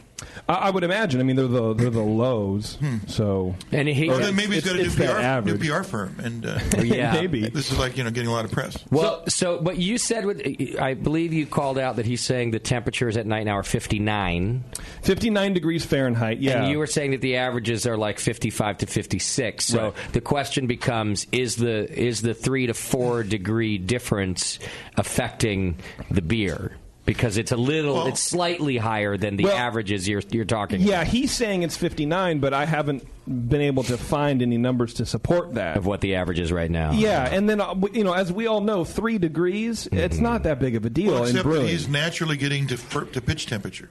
Yeah. So 3 degrees does matter, doesn't it? It could. Does it? I mean, 3 degrees? Well, I don't know. 78 versus 75, I might ferment at 75 and not 78. Okay. Well, it would mainly just affect how quickly it cools down. That's the problem. But that would also affect how long it's exposed in the attic, right? Yeah, but I mean, he wants to make something consistent, right? Totally, and so I don't know. I guess it's a weird difference between making money and having a business and growing your business. Because I think remember last year we reported that he bought an underground, like an old World War I bunker or some shit like that to store some beer. But now he says he can't meet the production levels because of global warming. Why not throw a pump in there and cool it down to 3 degrees or invent something, be innovative. Glycol jacket that. Something. I mean, so you leave Belgian kid to fan it. Right. I think he just wants to take an extra month off a year. That's what I'm thinking. Those Belgians and Europeans, how they don't like to work. Oh, he's pulling a Crosley. Yeah. This is all a ploy to... I'm pulling a Crosley. Take a month off. He's working at something. Anyway, I thought it was interesting. That is interesting, and I like that you did the research about the temperatures. It's good to have a little comparison there about that. So some facts. Well, I hope he's full of shit and he gets to brew for that extra month. Because like I said, it's expensive enough over here. By the way, just so you know, you can always buy Cantillon at, I guess, arguably a reasonable price at the Hop Grenade. We don't do the, triple markup that other places do because of demand. Yeah. We don't price based on demand. We just have a formula that we price everything. So, and we almost always have a little bit of Cantillon here at the Hop Grenade. The difference is, though, they're not bottles that we allowed to leave the building because we feel like by offering it, if we offer it at this lower price than most people, like we do, we don't want it showing up on eBay, for $50 higher than that. So so you have to come and have it here at the Grenade, but you can get it at a really, I would say decent price, at least comparatively. Better than most places, I would say that for sure. It's still an expensive beer, but we're not charging $70 a bottle, right? Which I've paid for that, by the way. Of course you have. Yeah. Okay, well, the opposite of Cantillon. For those of you who are craving that blast of fresh, hoppy, draft-only beer but don't feel like putting on pants... I'm always craving that. Now you don't have to. Okay. Hopsy, a brand-new company operating here in the East Bay of California, is there for you in your moment of pantsless fury. If you reside in between the cities of Oakland and El Cerrito, Hopsy will head to one of their 10 partner breweries and pick up a fresh, cold growler of your choice, while keeping it at a brisk 40 degrees on its way over to you. And deliver you a growler at home? Deliver you a growler at home. Wow. Their prices are scaled according to beer style. $16 for a sour, $14 for an IPA, $12 for lagers, pilsners, and wheat beers, which seems totally skewed. These are half growlers. These are growlettes. Yeah, is that the delivery fee, or that's the cost of the beer? If you buy 6, go ahead. Orders of 4 or more growlers come with a free delivery. Anything less carries a $4.99 fee. What the fuck are you going to do with 4 or more growlers? Party. So, I see. Okay. I guess. I don't know. Yeah.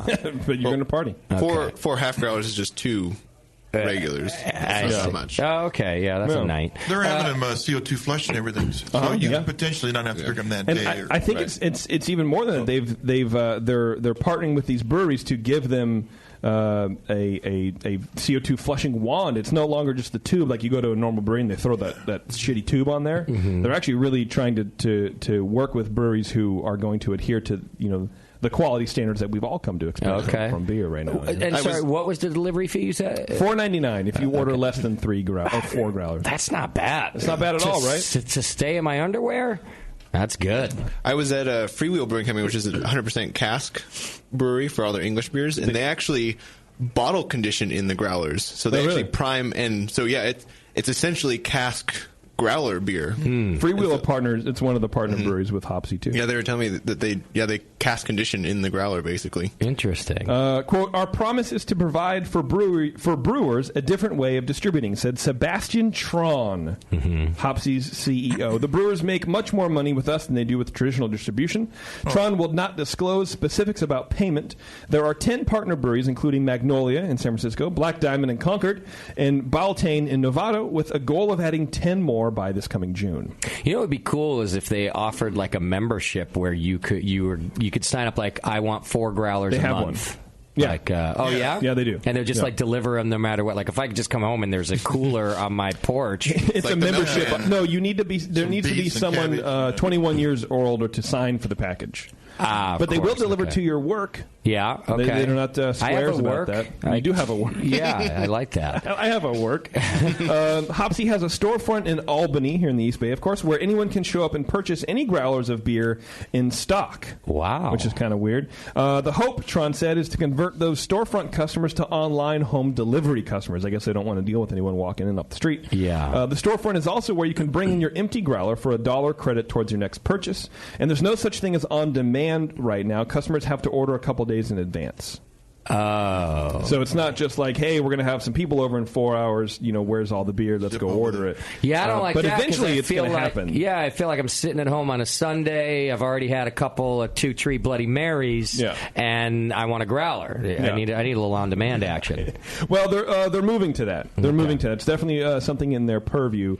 But as it stands right now, they're just you order it in advance, and then they get it to the distribution center, which I think is their Albany storefront. Okay. And then they just throw it, and they probably do 1-2 deliveries a week or something like that right now. I think they just started a couple of weeks ago. They're very small. Okay. What's their license? Are they a wholesaler? Or I don't know that. I wonder what these distributors think about other people distributing their beer. I think they're still a distributor. I think they still fall in line with the 3-tier thing, right? That sound about right. I thought each brewery can only have one distributor in that county. Oh, I don't know. I think they might just be a beer account. Oh, maybe. I think they're because they can't be a distributor. Yeah, they're a retailer probably. Yeah, yeah. It's weird. It's very weird, but it's kind of a cool market. I like this idea. Me too. Usually I poo-poo new ideas, but this one's pretty cool. Well, and I mean, there's always I've never heard of it. There's tons of ways that you can get alcohol now at home. There's alcohol delivery service isn't really that unique anymore, but this I think is. Yeah. Especially because, like you said, Daisy, they're working with breweries who want to take care of the beer. CO2 flush the thing. That's part of the requirement. Do all the deals. Yeah. I might have to move to Albany. Well, you don't have to. You can call. You can email them or whatever. Hopsy.com. HOPS. No, but they only deliver down there between Oakland and El Cerrito, which is Oakland, Emeryville, Albany. It's the 80 corridor. Oh, okay. Yeah. It's not really the East Bay. That's what I hate about our. But it's a tiny portion of it. But we're the East Bay. I feel like that's the Mid Bay, right? That's the other east side of the bay. We're actually not a part of the bay. We're There's the mountains far in east. between us and we're the bay. in like Central Valley as far as they're concerned. Hey, man, I know people in Sacramento who think they're part of the East Bay. So that's right. Get out of here. How far does it go? It's not even part of the Bay Area. No. Okay. All right. Well, I like that. It's pretty good, right? I like it. Here's something else I think they should you'll sponsor. They should sponsor. This is specifically for you, Justin. A woman in New York recently... I love her. She's 35. She's a little too old for you. Yeah. A woman in New York recently beat a DUI charge by claiming her body actually creates alcohol. I love her.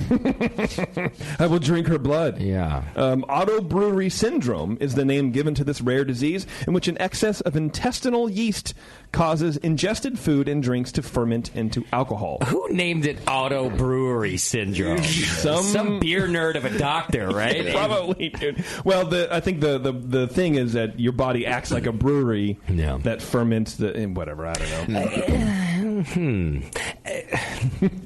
It gets better. Okay. According to the Buffalo News, the 35-year-old school teacher. Love it. Right. So she's teaching. Anyway, was pulled over after an anonymous tip was called in saying she was driving with a flat tire while weaving back and forth on her way home. Who doesn't? I mean, when you have a flat, it's hard. It is hard to drive with a flat. She admitted to having 3 drinks earlier in the day, but that would have not accounted for her blood alcohol level to be a whopping 0.33.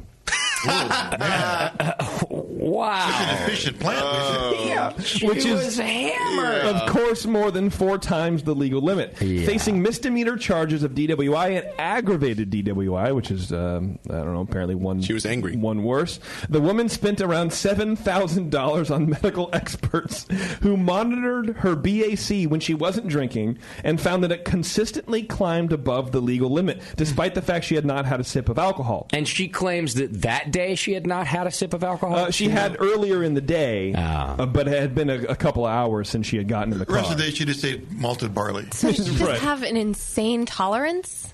Good question. That's part of it. A defense attorney presented these findings to a judge who became convinced that the unusual medical condition, also known as gut fermentation syndrome, was the culprit behind the woman's inebriated driving. People with the syndrome have an unusually high level of Saccharomyces cerevisiae, more commonly known as brewer's yeast. Did she beat the case? She did. Yeah, she beat the case. Wait, so she gets to continue to drive drunk? Yeah, I feel like even if she beats the case, they should take her license away. Well, she so I shouldn't guess be allowed to drive. The state is trying to overturn the judge's thing, or whatever, right? Well, but you see what I mean, though? Like, even if it doesn't get overturned, like, let her off the hook, I guess, if this isn't bullshit, which seems pretty bullshit. Well, don't let her drive. There's about, here it goes on. Quote, she can register a blood alcohol content that would have you or I falling down drunk, but she can function, the defendant's attorney, Joseph Marsurek, told the Buffalo News. The Erie County District's Attorney's Office is reportedly planning to appeal the judge's ruling. Approximately 50 to 100 people have ever been diagnosed with the disorder, although as many as 95% of sufferers might not even know that they have it. She must be the happiest woman on earth. She's just walking around with a buzz all day. Randomly climbing, man. Was she able to recall when she got the flat? Was it last week? I bought it this way. Does she wake up hungover every day? That's another good question. Or better, like, you know how when you drink a lot and you wake up still drunk, so you're not, like, it's the best way to wake up after you drank too much because you're not hungover? Yeah. She just has that. Like, she's just a constant... Or does she know? Also... Because her tolerance is so high, I mean, does it even register for her? Also, does she have liver problems? because it's constantly processing alcohol. Yeah. Well, so the core of the issue, I guess, is her body has apparently become attuned to functioning with a high blood alcohol content, and she rarely feels drunk or wobbly, the attorney said. Apparently, a diet high in carbs can cause these, quote, brewery flare-ups, and changing your diet is one way sufferers can cope with this. So apparently she went to her doctor. Also stop drinking. Well, that's true. And she's kind of cut down the carbs in her diet, and since this incident, she hasn't had another flare-up, is what they're calling it, which I love. I love it's called a flare-up of drunk. Yeah. My drunk flares up every night about 9 o'clock, too. My blood alcohol content had a flare-up off of it. What's going on with that? Yeah. I like you can just sit there and get drunk. Sorry, Kate the Great, I'm flaring up again. Yeah. A loaf of bread's way cheaper than a six-pack. Yeah. Packs of sugar. It's craft bread. Could have been my Hopsy delivery. I don't know. Okay. Well, God bless her. Poor woman. I know, right? Speaking of homebrewers. All right. Oh, I get it. Thank you. Is it true, do you think, that homebrewers are setting the trend for the beer market? Tasty, go. I think they're perfect. Dr. Bart Watson from the American Homebrew Association thinks so, and he has the numbers to prove it. In analyzing data entries into NHC from 2011 I read this. and comparing them to market data from a company sinisterly called the IRI Group, which looks at sales of different beer styles or something like that, convenience stores, grocery stores, whatever. What he found was a loose correlation between categories entered in 2011 and an increase in those certain beer substyles from that point through 2015. So the more entries a category had in 2011, the more likely that category was to grow on a commercial level. Interesting. Dr. Watson also analyzed brewery openings in states that had recently hosted the NHC and found that those states saw a marked increase in the number of brewery openings post-NHC, meaning in states with dedicated home brewers, there's more opportunity and interest in opening and sustaining a brewery or three. And I wonder if that's because those homebrewers themselves are the ones opening the new breweries, or if it's just an indication of the demographic of beer drinkers that a brewery is more sustainable because there are more homebrewers around. I think that's part of it too. Yeah. Well, all homebrewers are craft beer drinkers, right? That's sure. We'll assume that. Yeah. And craft beer drinkers obviously drink all the craft beers, so I think they're just representative of what people are drinking. Just, and maybe like their vote would count like times 1,000 versus like another just a single. I see what you mean. Yeah, beer drinker because they're more in tune to what's going on in the industry, maybe a little bit because they're home brewing, but it's more about what the general public's drinking, I think. Sure. So, for example, stout. Category stout in NHC 2011 had 566 entries, which blows my mind. The market growth for that category from 2011 to 2015 was 56%. Wow! But you go out to a bar. Who makes a stout anymore? I mean, but I guess maybe it's regional. It's kind of also what he was saying. Guinness up their production. That's true. Yeah, that's a huge percentage. Yeah, but something like something called American Ale, which I don't even know what that is anymore. The lines have been so blurred. Okay, there were 493 entries in NHC 2011, and that category dropped 35%. Huh. Okay. That's why it's a loose correlation. Right, that's why it's a loose correlation. But IPA, 462 entries, 96.9% growth. In 4 years? In 4 years. Wow. Fruit beer, spice beer, herb vegetable beer grew 78.1% in 4 years. And they had 429 entries. I don't know. That's interesting correlations there. Yeah, for sure. I mean, we've always said that the homebrewers drive the craft brewing industry, but this is some real evidence of that. Some real things. And then last but not least, I know it was a Bourbon County Stout recently was released, but apparently for you fans of Bourbon County Stout, you may be entitled to a refund. That's right. Goose Island, or more commonly known as AB InBev, has issued a recall for certain types of their popular offering, specifically their barley wine and coffee variants of the Bourbon County Stout. Many in the craft beer blogosphere have been commenting on off flavors coming from these beers, mainly an out-of-place tartness.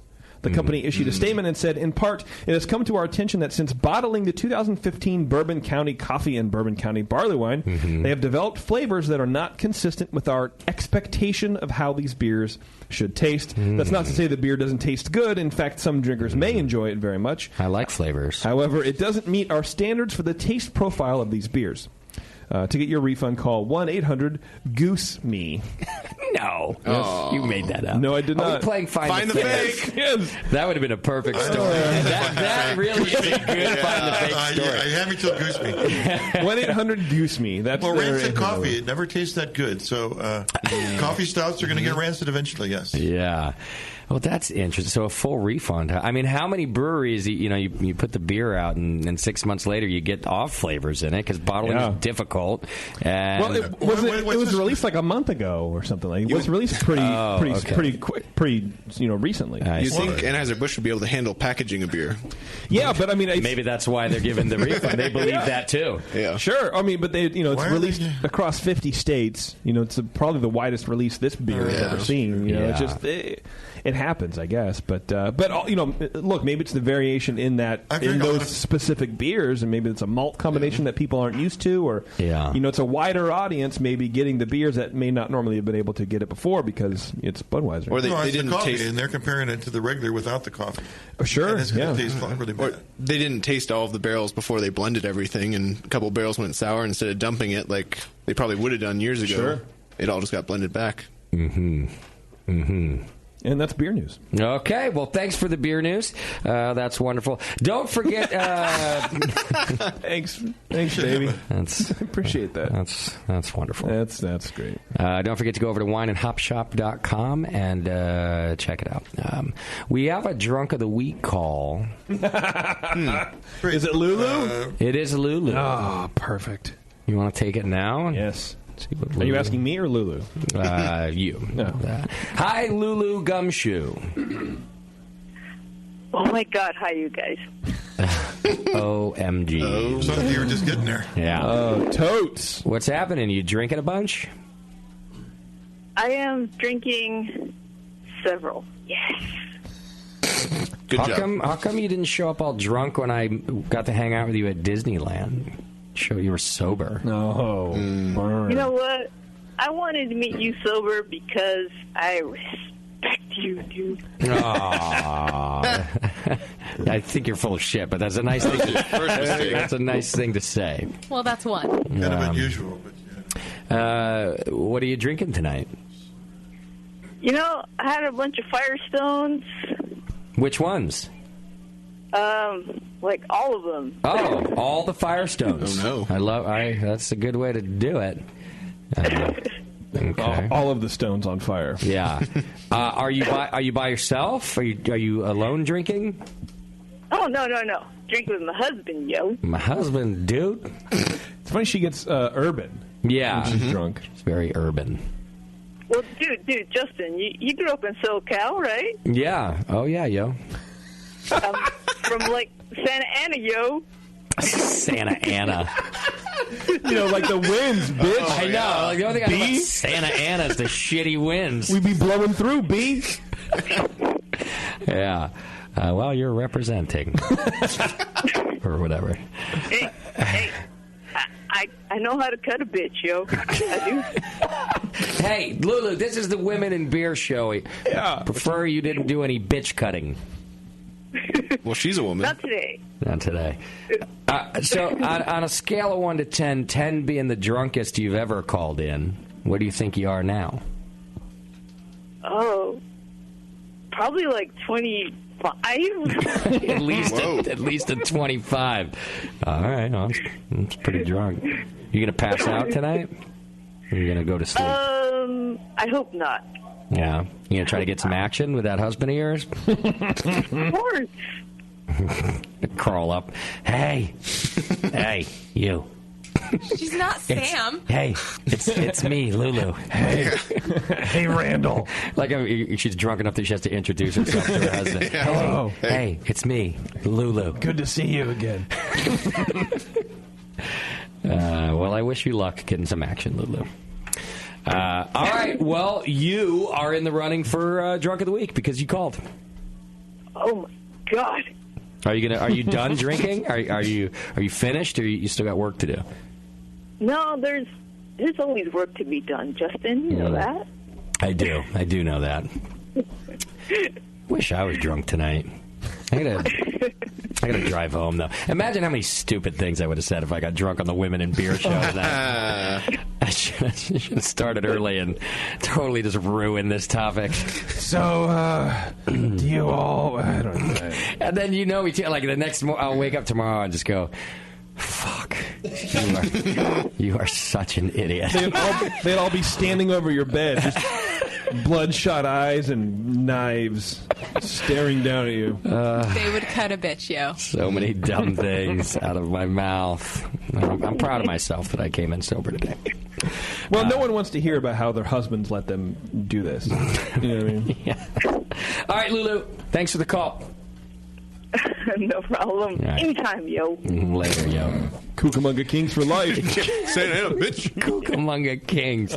Is that a thing? That's a thing. There are people? Yeah. The Kardashians claim them. I feel like that's one I would join. I don't know why. It sounds like it's not like they do fun things. It sounds like they have like cocktail parties. Like, hey, it's Mai Tai night at the Cucamonga Kings Clubhouse. A 2-for-1 salsa night. Yeah. Limbo night. Oh, I love it. Okay. We're going to take a quick break, a very quick break. When we come back, we are going to give away the cabin to the Labruski crew. Yeah.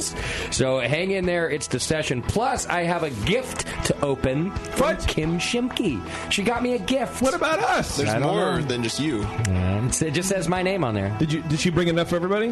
We'll find out. Should we be in the room? I think so. I don't know. Why? You think it's like a dirty gift? Well, no. If it's dangerous, I don't want to be here. There is one for him, something for you, a little something for her, and then something you'll both enjoy. Hang in there. It's the session. We'll be right back. You're listening to the Brewcasters. Brewcasters on the Brewing Network.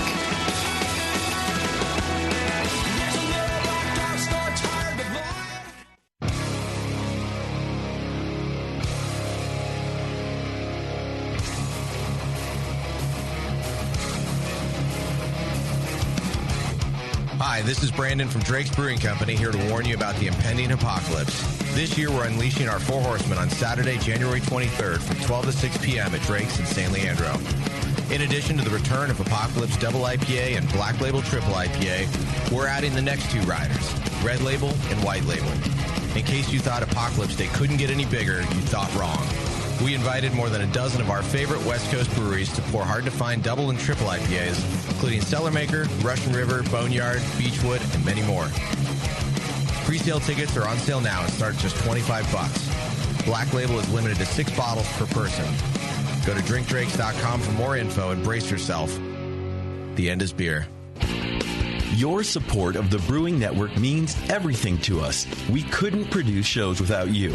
And we love giving you something extra for that support, like Brew Your Own magazine. You already know it's a great brewing magazine full of recipes, equipment how-tos, discussions of beer styles, and brewing techniques. Whether you're new to brewing and just starting out or you're an old pro, you'll always learn something from the articles in Brew Your Own. Plus, there are amazing special issues like plans for building a Brutus 10 system, 250 classic clone recipes, and the Homebrewer's Answer Book. Brew Your Own magazine and BYO.com are awesome resources for any brewer, whether for yourself or as a gift. When you subscribe or resubscribe from the Brewing Network homepage, you directly support programs like this. Get a great magazine and support the Brewing Network. Subscribe to Brew Your Own right from thebrewingnetwork.com. Hey, dude, you know what beer this is? Oh, no, all the labels are falling off. Yeah, or the ink is run. Well, if it's the pale ale, you're good, but stay away from the quote-unquote Belgian. Oh, man, this guy needs to get some grog tags. Grog tags are reusable, write-on, wipe-off, commercial-grade bottle labels for your brew. The guys at Grog Tag are homebrewers. They wanted great-looking, sturdy labels for your bottles, buckets, carboys, kegs, and growlers. They also wanted a label that not only looks good, but can be easily removed and reapplied during bottling without that nasty glue residue being left behind. No residue, water resistant, and ice chest approved. Grog tags stay on in water or an ice chest, and they stay legible. Visit grogtag.com to customize your label or coaster from dozens of different templates for free and see how awesome your bottles can look. It's that pseudo-Belgian. Yeah, we're getting him some grog tags, dude. Grog Tag. At least your beer will look good. grogtag.com. Segmented, demented, fermented. It's the session.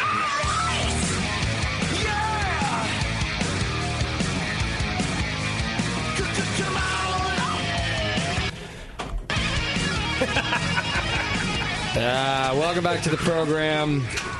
Thanks for hanging out with us. Hey, JP, are you getting enough? No, I'm not. I have a ring on my finger. I bet you'd like a little more, right? I would, but she listens to the program. Well, AdamandEve.com wants to give you more anyway. Nice. 10 free gifts, as a matter of fact. I like gifts. If you use coupon code BNARMY, first you'll get a sexy surprise for her. Nice. Is it like a spa day for her so I can be alone with the internet? I think so. Nice. I don't know. Lulu, are you listening? I'm going to listen to my voice. I'm going to get you some action. All right? You're going to get a sexy surprise for her. Then second, a specially... just one. Second is a specially selected toy for him. Whoever you invite, to join you too, I guess. And then a third, a little something that you'll both enjoy. Plus, you're going to get 6 full-length adult movies on DVD.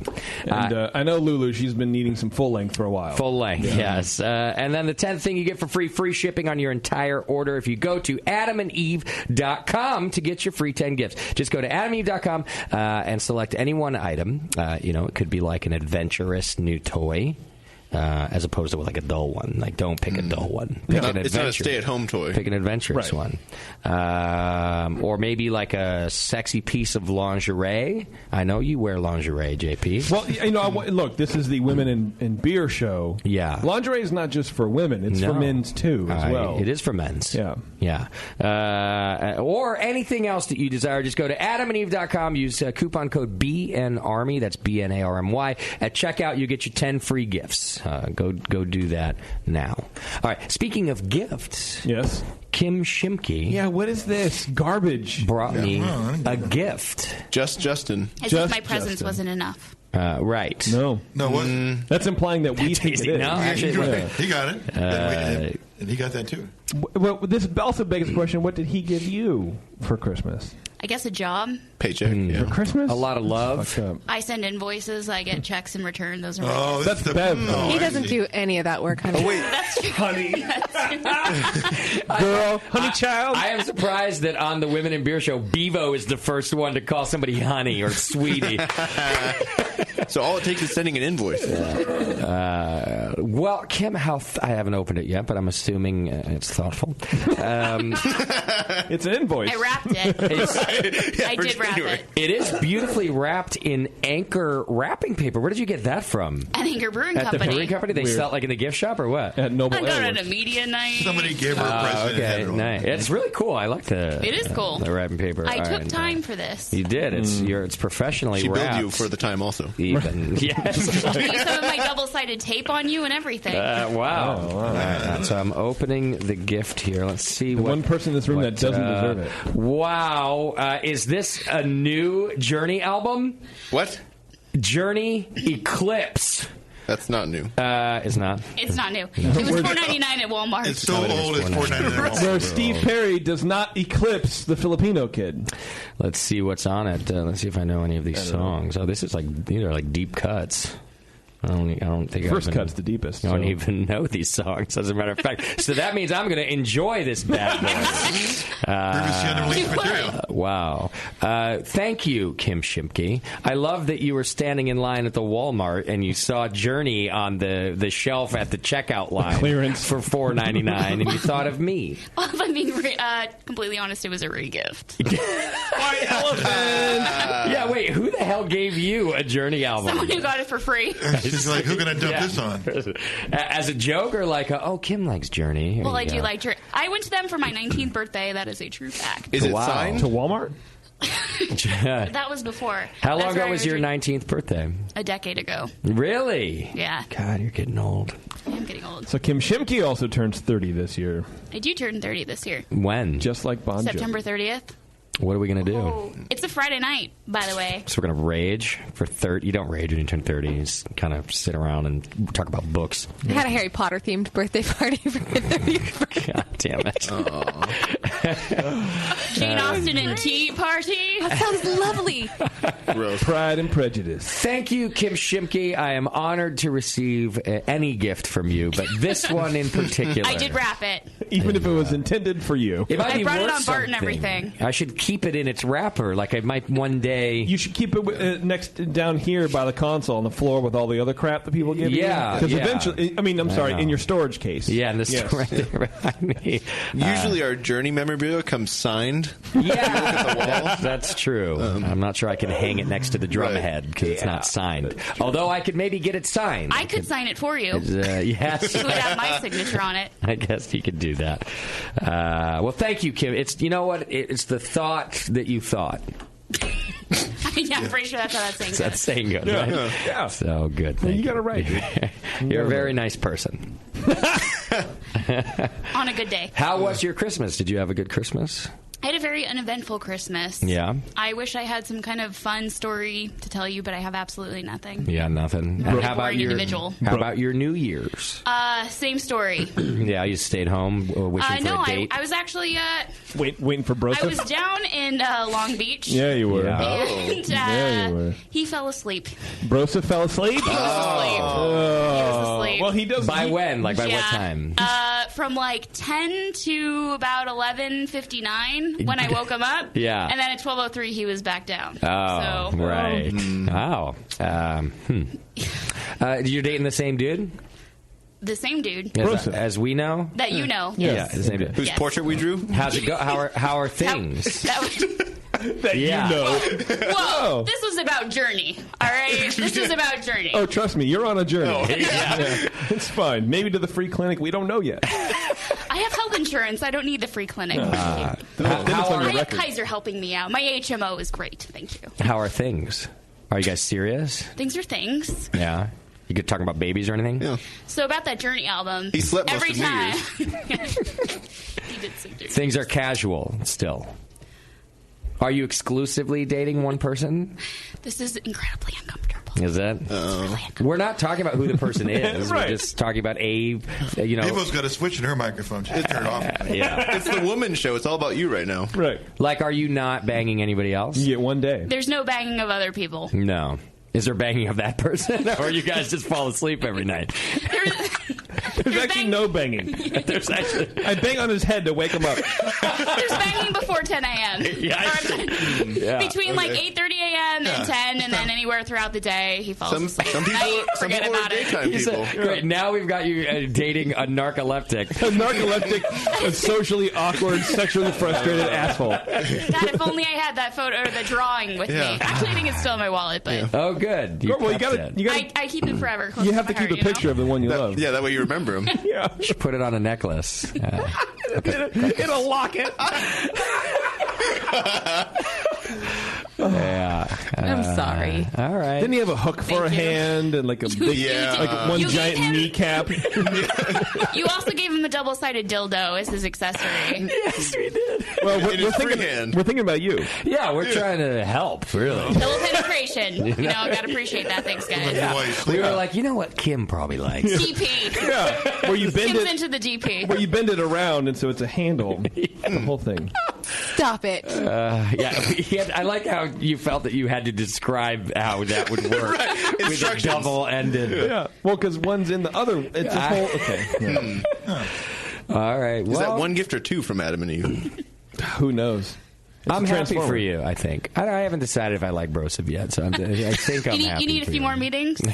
Yeah, maybe a couple other half. No, I don't think we need a few more meetings. We just need to think about it a little. The one meeting is fine. Yeah. It's been like 8 months, then you need to think about it a little bit more. It's trust me. That's, Well, I'll that's be fine. honest. It hasn't crossed my mind before tonight. Yeah, I don't believe that. Well, he's. I was sitting around just going, God, I wonder what Kim's doing with that dude. Well, I personally get sleeping. very uncomfortable with people who look like they're Syrian refugees. It's a whole thing in general. Because he wears baggy clothes and he doesn't really. It's just the whole. He is thing. a little refugee-like. He is a little refugee-esque. Yeah. So I'll be single after tonight. Thanks, guys. Appreciate that. Back to normal. Yeah. Oh, does he listen to this? Probably not. Thanks. Good point, Warren. It's too late. I appreciate that. It's late. It's 9:30. Yeah. I think he's a big fan. I think he listens to every episode waiting to see if we're going to mention him. It's been 6 months. He's like, yes. Ever since the meeting. Finally, they talked about me again. How I sleep. It's finally talked about me since the picture. Did you show him the picture? You know what? I did show him the picture. Good. I felt totally comfortable doing that. How did he feel about it? Was it accurate in his eyes? Was it accurate in his eyes? Well, I did a picture of my grandfather. He doesn't have a hook. He doesn't carry around a double-sided dildo. So I don't think that he thought it was accurate. He sounds real boring. I think he looked at it and he was like, you know what it is? That's how I feel inside. Yes. We captured his true essence. Right. Yeah, we captured You portrayed his insides, not his... Yeah, that was a picture of his insides. I don't know if he told you that. We draw souls. Yeah. All right. Well, hey, I don't know. Congrats, I guess, Kim. I guess. Yeah. Congrats that nothing in your life is moving forward. Just take it and run. Yeah. Holding down that sleepy dude. Yeah, making sure he doesn't light himself on fire when he falls asleep with a cigarette or whatever he does. I don't know. Is he like far away too? You're like, hey, I know what we'll do for New Year's. I'll travel really far and then we'll fall asleep. and then I'll watch you sleep. You're so cute when you dream, Yusef. All right. Hey, well, thanks for coming in, Kim. Kim actually put this show together for us tonight. Nice. And I thank you for doing that. I think it was a really good topic, and I had fun. So thanks for making that happen for us. Yeah, no problem. I thought the people that came out were really great. I thought that they did a really good job. They felt really comfortable here. Oh, good. So thanks for not turning them off too much. Yeah, we didn't fuck it up, right? You know what? I don't think you did. Wow. I gave them the disclaimer that I am just an independent contractor. Not to hold you responsible. Yeah, so I'm not responsible. I hope we can still maintain a friendship afterward, and I feel that that's the thing now. We can actually do that. Did you tell them that there was like a 70-30 chance that we were going to make dick jokes within the first 2 minutes of the interview? I just said you guys are going to be assholes, so I wanted to keep it a blanket statement. I tried real hard, but they didn't leave. Yeah. So that's cool for them. Good. Right? Yeah. I'm proud of us. I think we... I don't know. You're respectable. We existed here. It's not. Ish. Yeah. I think we helped. I think we tried our best to to do the topic justice. That's as far as I'm willing to go. It's just a show for you, right? We tried. Yeah, which is just a big deal. All right. Feel free to stay. We only got a couple things left to do here. And you want to talk to us about iDip real quick before we do our Labruski Cruise giveaway? I do. Are you talking to me or Kim? You. When I would love to. We dip. There you go. Yeah, I love the iDip, man. It's if you guys remember, we talked about him a little bit on the show a few months back, where it's just a handheld photometer. A little water meter, but you need 4 milliliters of your water, and it's a really robust system, to get a bunch of different tests for your brewing water, so if people who use RO water or just want to know what's going on in their water, this is a super accurate test that pairs with via Bluetooth with an app on your phone, and you can run total alkalinity, chloride, calcium, hardness, pH, sulfates, and through that you can run up to 35 different tests. Wow. It's pretty cool. And it's really easy to use. Like a lot of tests, you have to measure out different chemicals to put in the test to test for different shit. They have it on little strips, and you just put the little strip into whatever you're testing, and you shake it in the water for 20 seconds. Like a Polaroid picture? Like a corduroy pager is how the song goes. Okay. Yeah.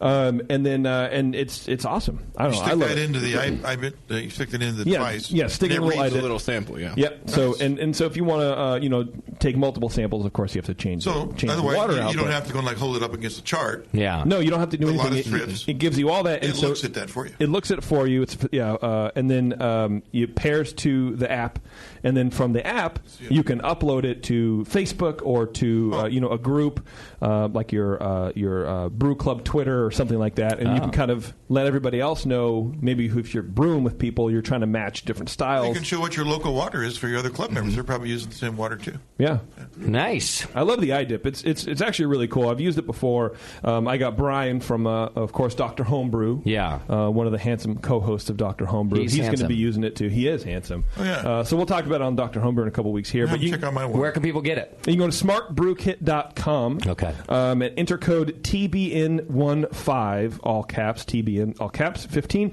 to receive free shipping plus a bottle of reagent for free, which is a $70 value. Wow. Yeah. I love reagent. I over and over again. I will get old. Yeah. I love it. You don't have to do any math. It's one of the only meters on the market that just lets you sit and shake some things. You had me at no math. Yeah. And it's one meter that will test everything you ever need to know. Yeah. If you need, it tests 35 different tests. If you need 36, then you don't need it. It's not for you. Totally it's not for you. Yeah. Right. Okay.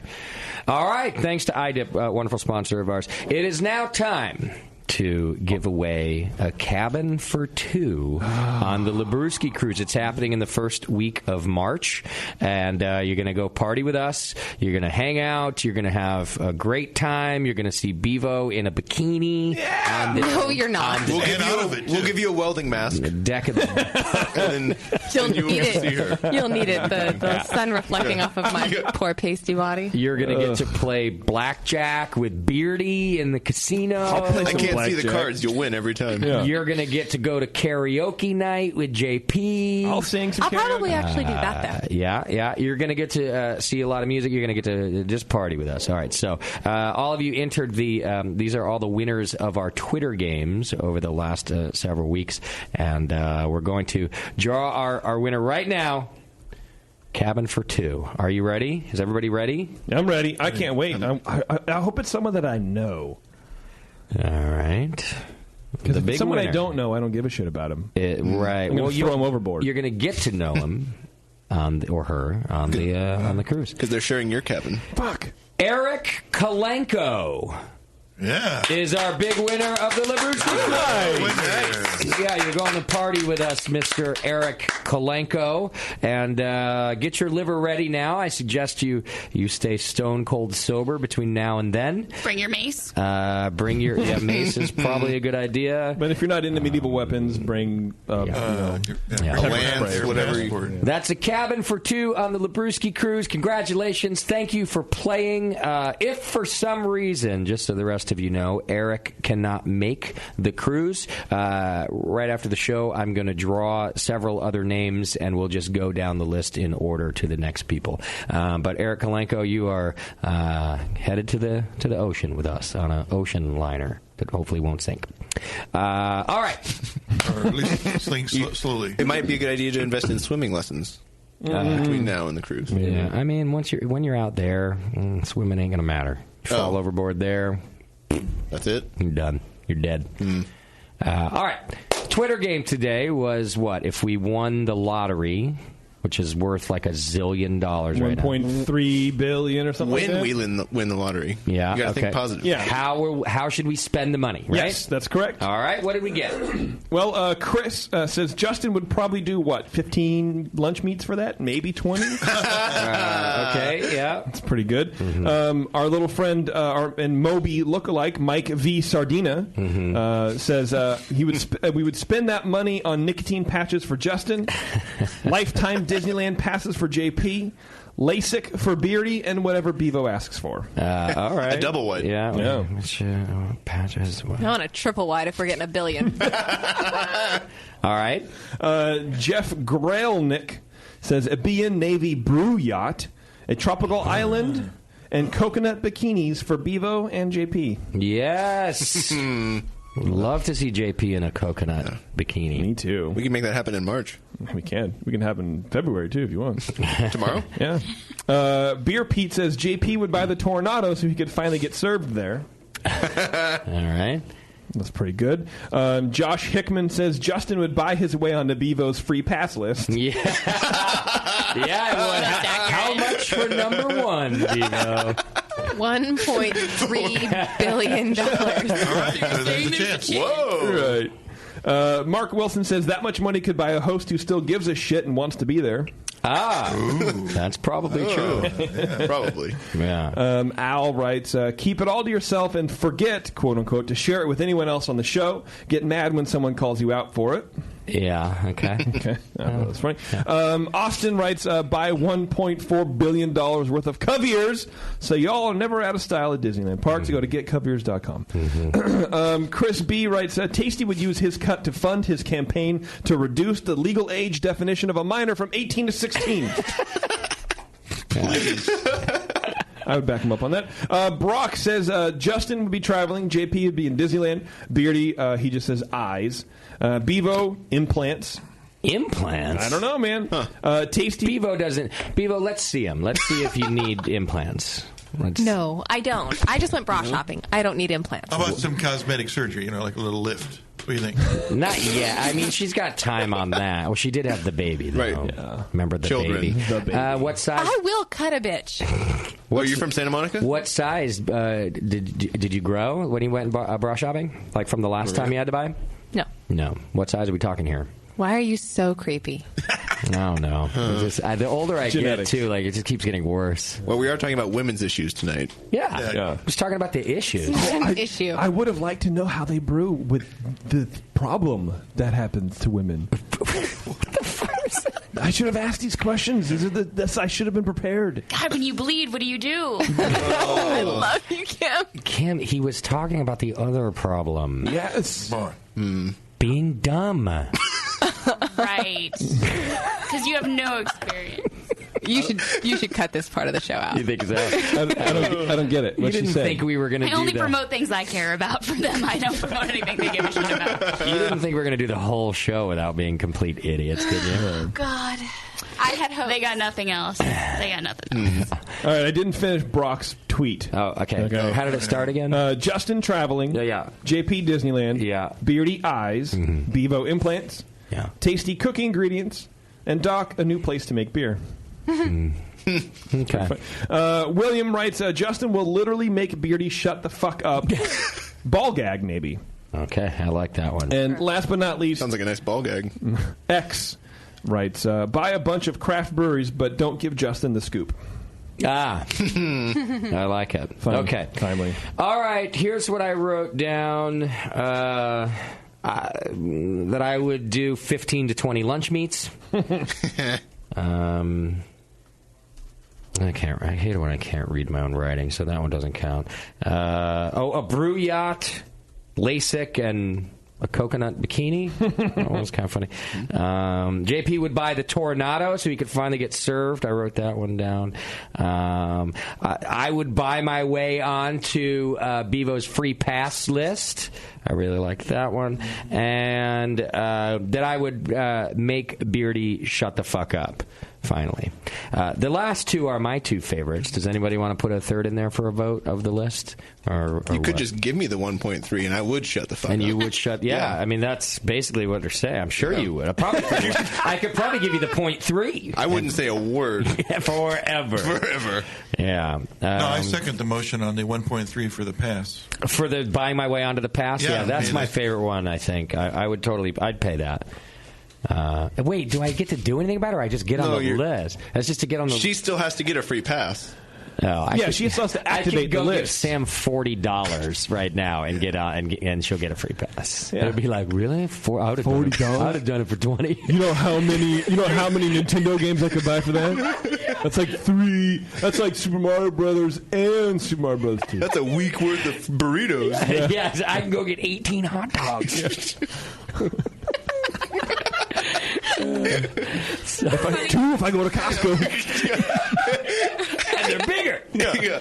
And I can afford to go to Costco. Oh my God, we had a conversation about Costco hot dogs last night. I can eat at Costco for a month. How long did the conversation go on for is what I want to know. I picture you two doing that for an hour. No, it wasn't that long. Okay. Or longer than It the was a break. while. I had said something about buying a package of hot dogs that spoiled. Fun fact, I used to work at a hot dog restaurant in high school. Yeah. Yeah, you did. Called Sam's Doghouse. Oh. Yeah. Did Sam used to own a hot dog joint? I saw the brand of hot dogs that they used at the hot dog restaurant. I just love that you used to handle wieners all day. That's what she's tired of. Anyway, I saw them at Safeway, and I was like, we should buy these, but they're kind of expensive. And he's like, do you know that we could go to Costco? It's like $1 then. And it was a whole thing. Hey, Beverly, listen to this. I walked by the dollar These store fools the at other Costco day. are selling them for cheap. They don't even know. They're dumb. Sam knows the price of hot dogs at every store. I walked by the dollar store the other day, and there's a sign in the window selling shrimp for $1. And I was like, who is buying dollar shrimp at the dollar store? People with good health insurance that don't have to worry about it. Yeah. Watch, you're going to come home tonight, Bevo. Sam's going to be like, look what I found! $40 worth of shrimp! Oh, that's disgusting. Hey, Beverly, someone PayPal'd me $40. I didn't read the fine print, but I love shrimp. Hey, Bev, I was checking the bank account and some money showed up. Do you know what this $40 is? Yeah, shrimp. No. Shrimp. All right, so I'm voting. I buy my way onto the free pass list. Anybody else want to vote? Yeah, something that was else? pretty good. Sure. All right, I'll that's do our that. who won that. That is free pass list. That's Josh Hickman. All right, Josh, congratulations for being our Twitter winner today. You will get a prize of some kind. Just send Bevo an email, bevo@thebrewingnetwork.com, and she'll take care of you. She'll send you a little something. Karen? Send him a hot dog. JP's wife just texted me, and she said, I worked at a hot dog place in high school, too. Must be why we're friends. Wow. It's two wiener handlers. It's two professional. You text her back and ask her why, if that's true, then why is she so bad at it? 2 wieners in a bun. You stop it right now. Bad at what? Eating hot dogs? Yes. And handling hot Stop dogs. it. Yeah. All right. I think she has the practice. Are we done? It just shows how much she loves you. She's listening to this hot mess. That's all She's had too many good ones to deal with the bullshit. Yeah. All right. So we're going to get out of here. Thanks for everything, Kim Shimke, that you do in the world. Stuff. You pay me for stuff. Yeah, I bring you Journey albums every once in a while. Yeah. So thanks for all that. Yeah, I really enjoyed seeing that. You have my presents I'm sitting next to. You know I've been farting for like 5 minutes. I feel like that brings us closer. Did you re-gift those farts to her? Yeah. I paid from Walmart, too. They kind of are. Only $1. All right, next week we've got a great show. The great Dan Gordon and Dr. Charlie Bamforth. Wow. On one show. Whoa. Yeah, coming in here together, which means, Bevo, we're going to have to figure out how you're getting home. We're going to have to chug a stiefel. We always have to stiefel when Dan's here. Warren, don't eat beforehand. I will not be eating the whole day. Maybe Pepto-Bismol before you come in. Can we? Okay. I think we. You know what we need to do, Warren? We need to get Dan to overturn our loss. Well, because he said it was a win. He said it was a win, and then Jay did. said it was a loss. But we need Dan to stand up for the little man here. I think you need to file for an appeal. That's what we're trying to do. Dan, so I would like you to write a little something of why you're appealing the my decision. His decision. And then we'll win again just to prove that we rightfully deserve 2 wins. Yeah, that's correct. I don't have a lot of faith in winning this time. I don't know. I haven't been chugging too well over the last few years. I don't believe that at all. I'm old. 38. And now Schumann's a dad. Schumann's a dad, so he's not even going to be allowed here. Not allowed to do things anymore. Yeah, well, it's probably for the best, to be honest with you. Yeah. All right, so we got a great show next week. I'm going to get out of here. Thanks, everybody. JP, take us out of here. Thank you to our show sponsor, More Beer. You can get absolutely everything you need to make great beer at home by going to morebeer.com. Thank you to the ladies from Grisette Nouveaux and the Pink Boot Society for coming in and talking about women and beer and women and beer with us tonight. It was really appreciated. We had a great time. Merge your love of Disneyland with your lack of engaging podcasts and go to earsuppodcast.com as JP, Terrence the Black, Bevo the Mom, and Taryn talk about all things Disney. Go check out Moscow's Hop Cartoons over at hoplifestore.com. For some good beer insight and homebrew info, follow Nate Smith at Nathan Homebrew and Mike McDowell at Tasty McD. Warren's hair was looking great tonight. No, really, he shouldn't change a thing. Production director on the session has been Push Eject. Today's show has been loosely produced by Justin Crossley. JP's bladder was working overtime. Bevo was feverishly editing her free pass list. And your host was Justin Crossley. Be sure to find the Brewing Network on Facebook, Twitter, and Instagram. Justin's in Moscow and when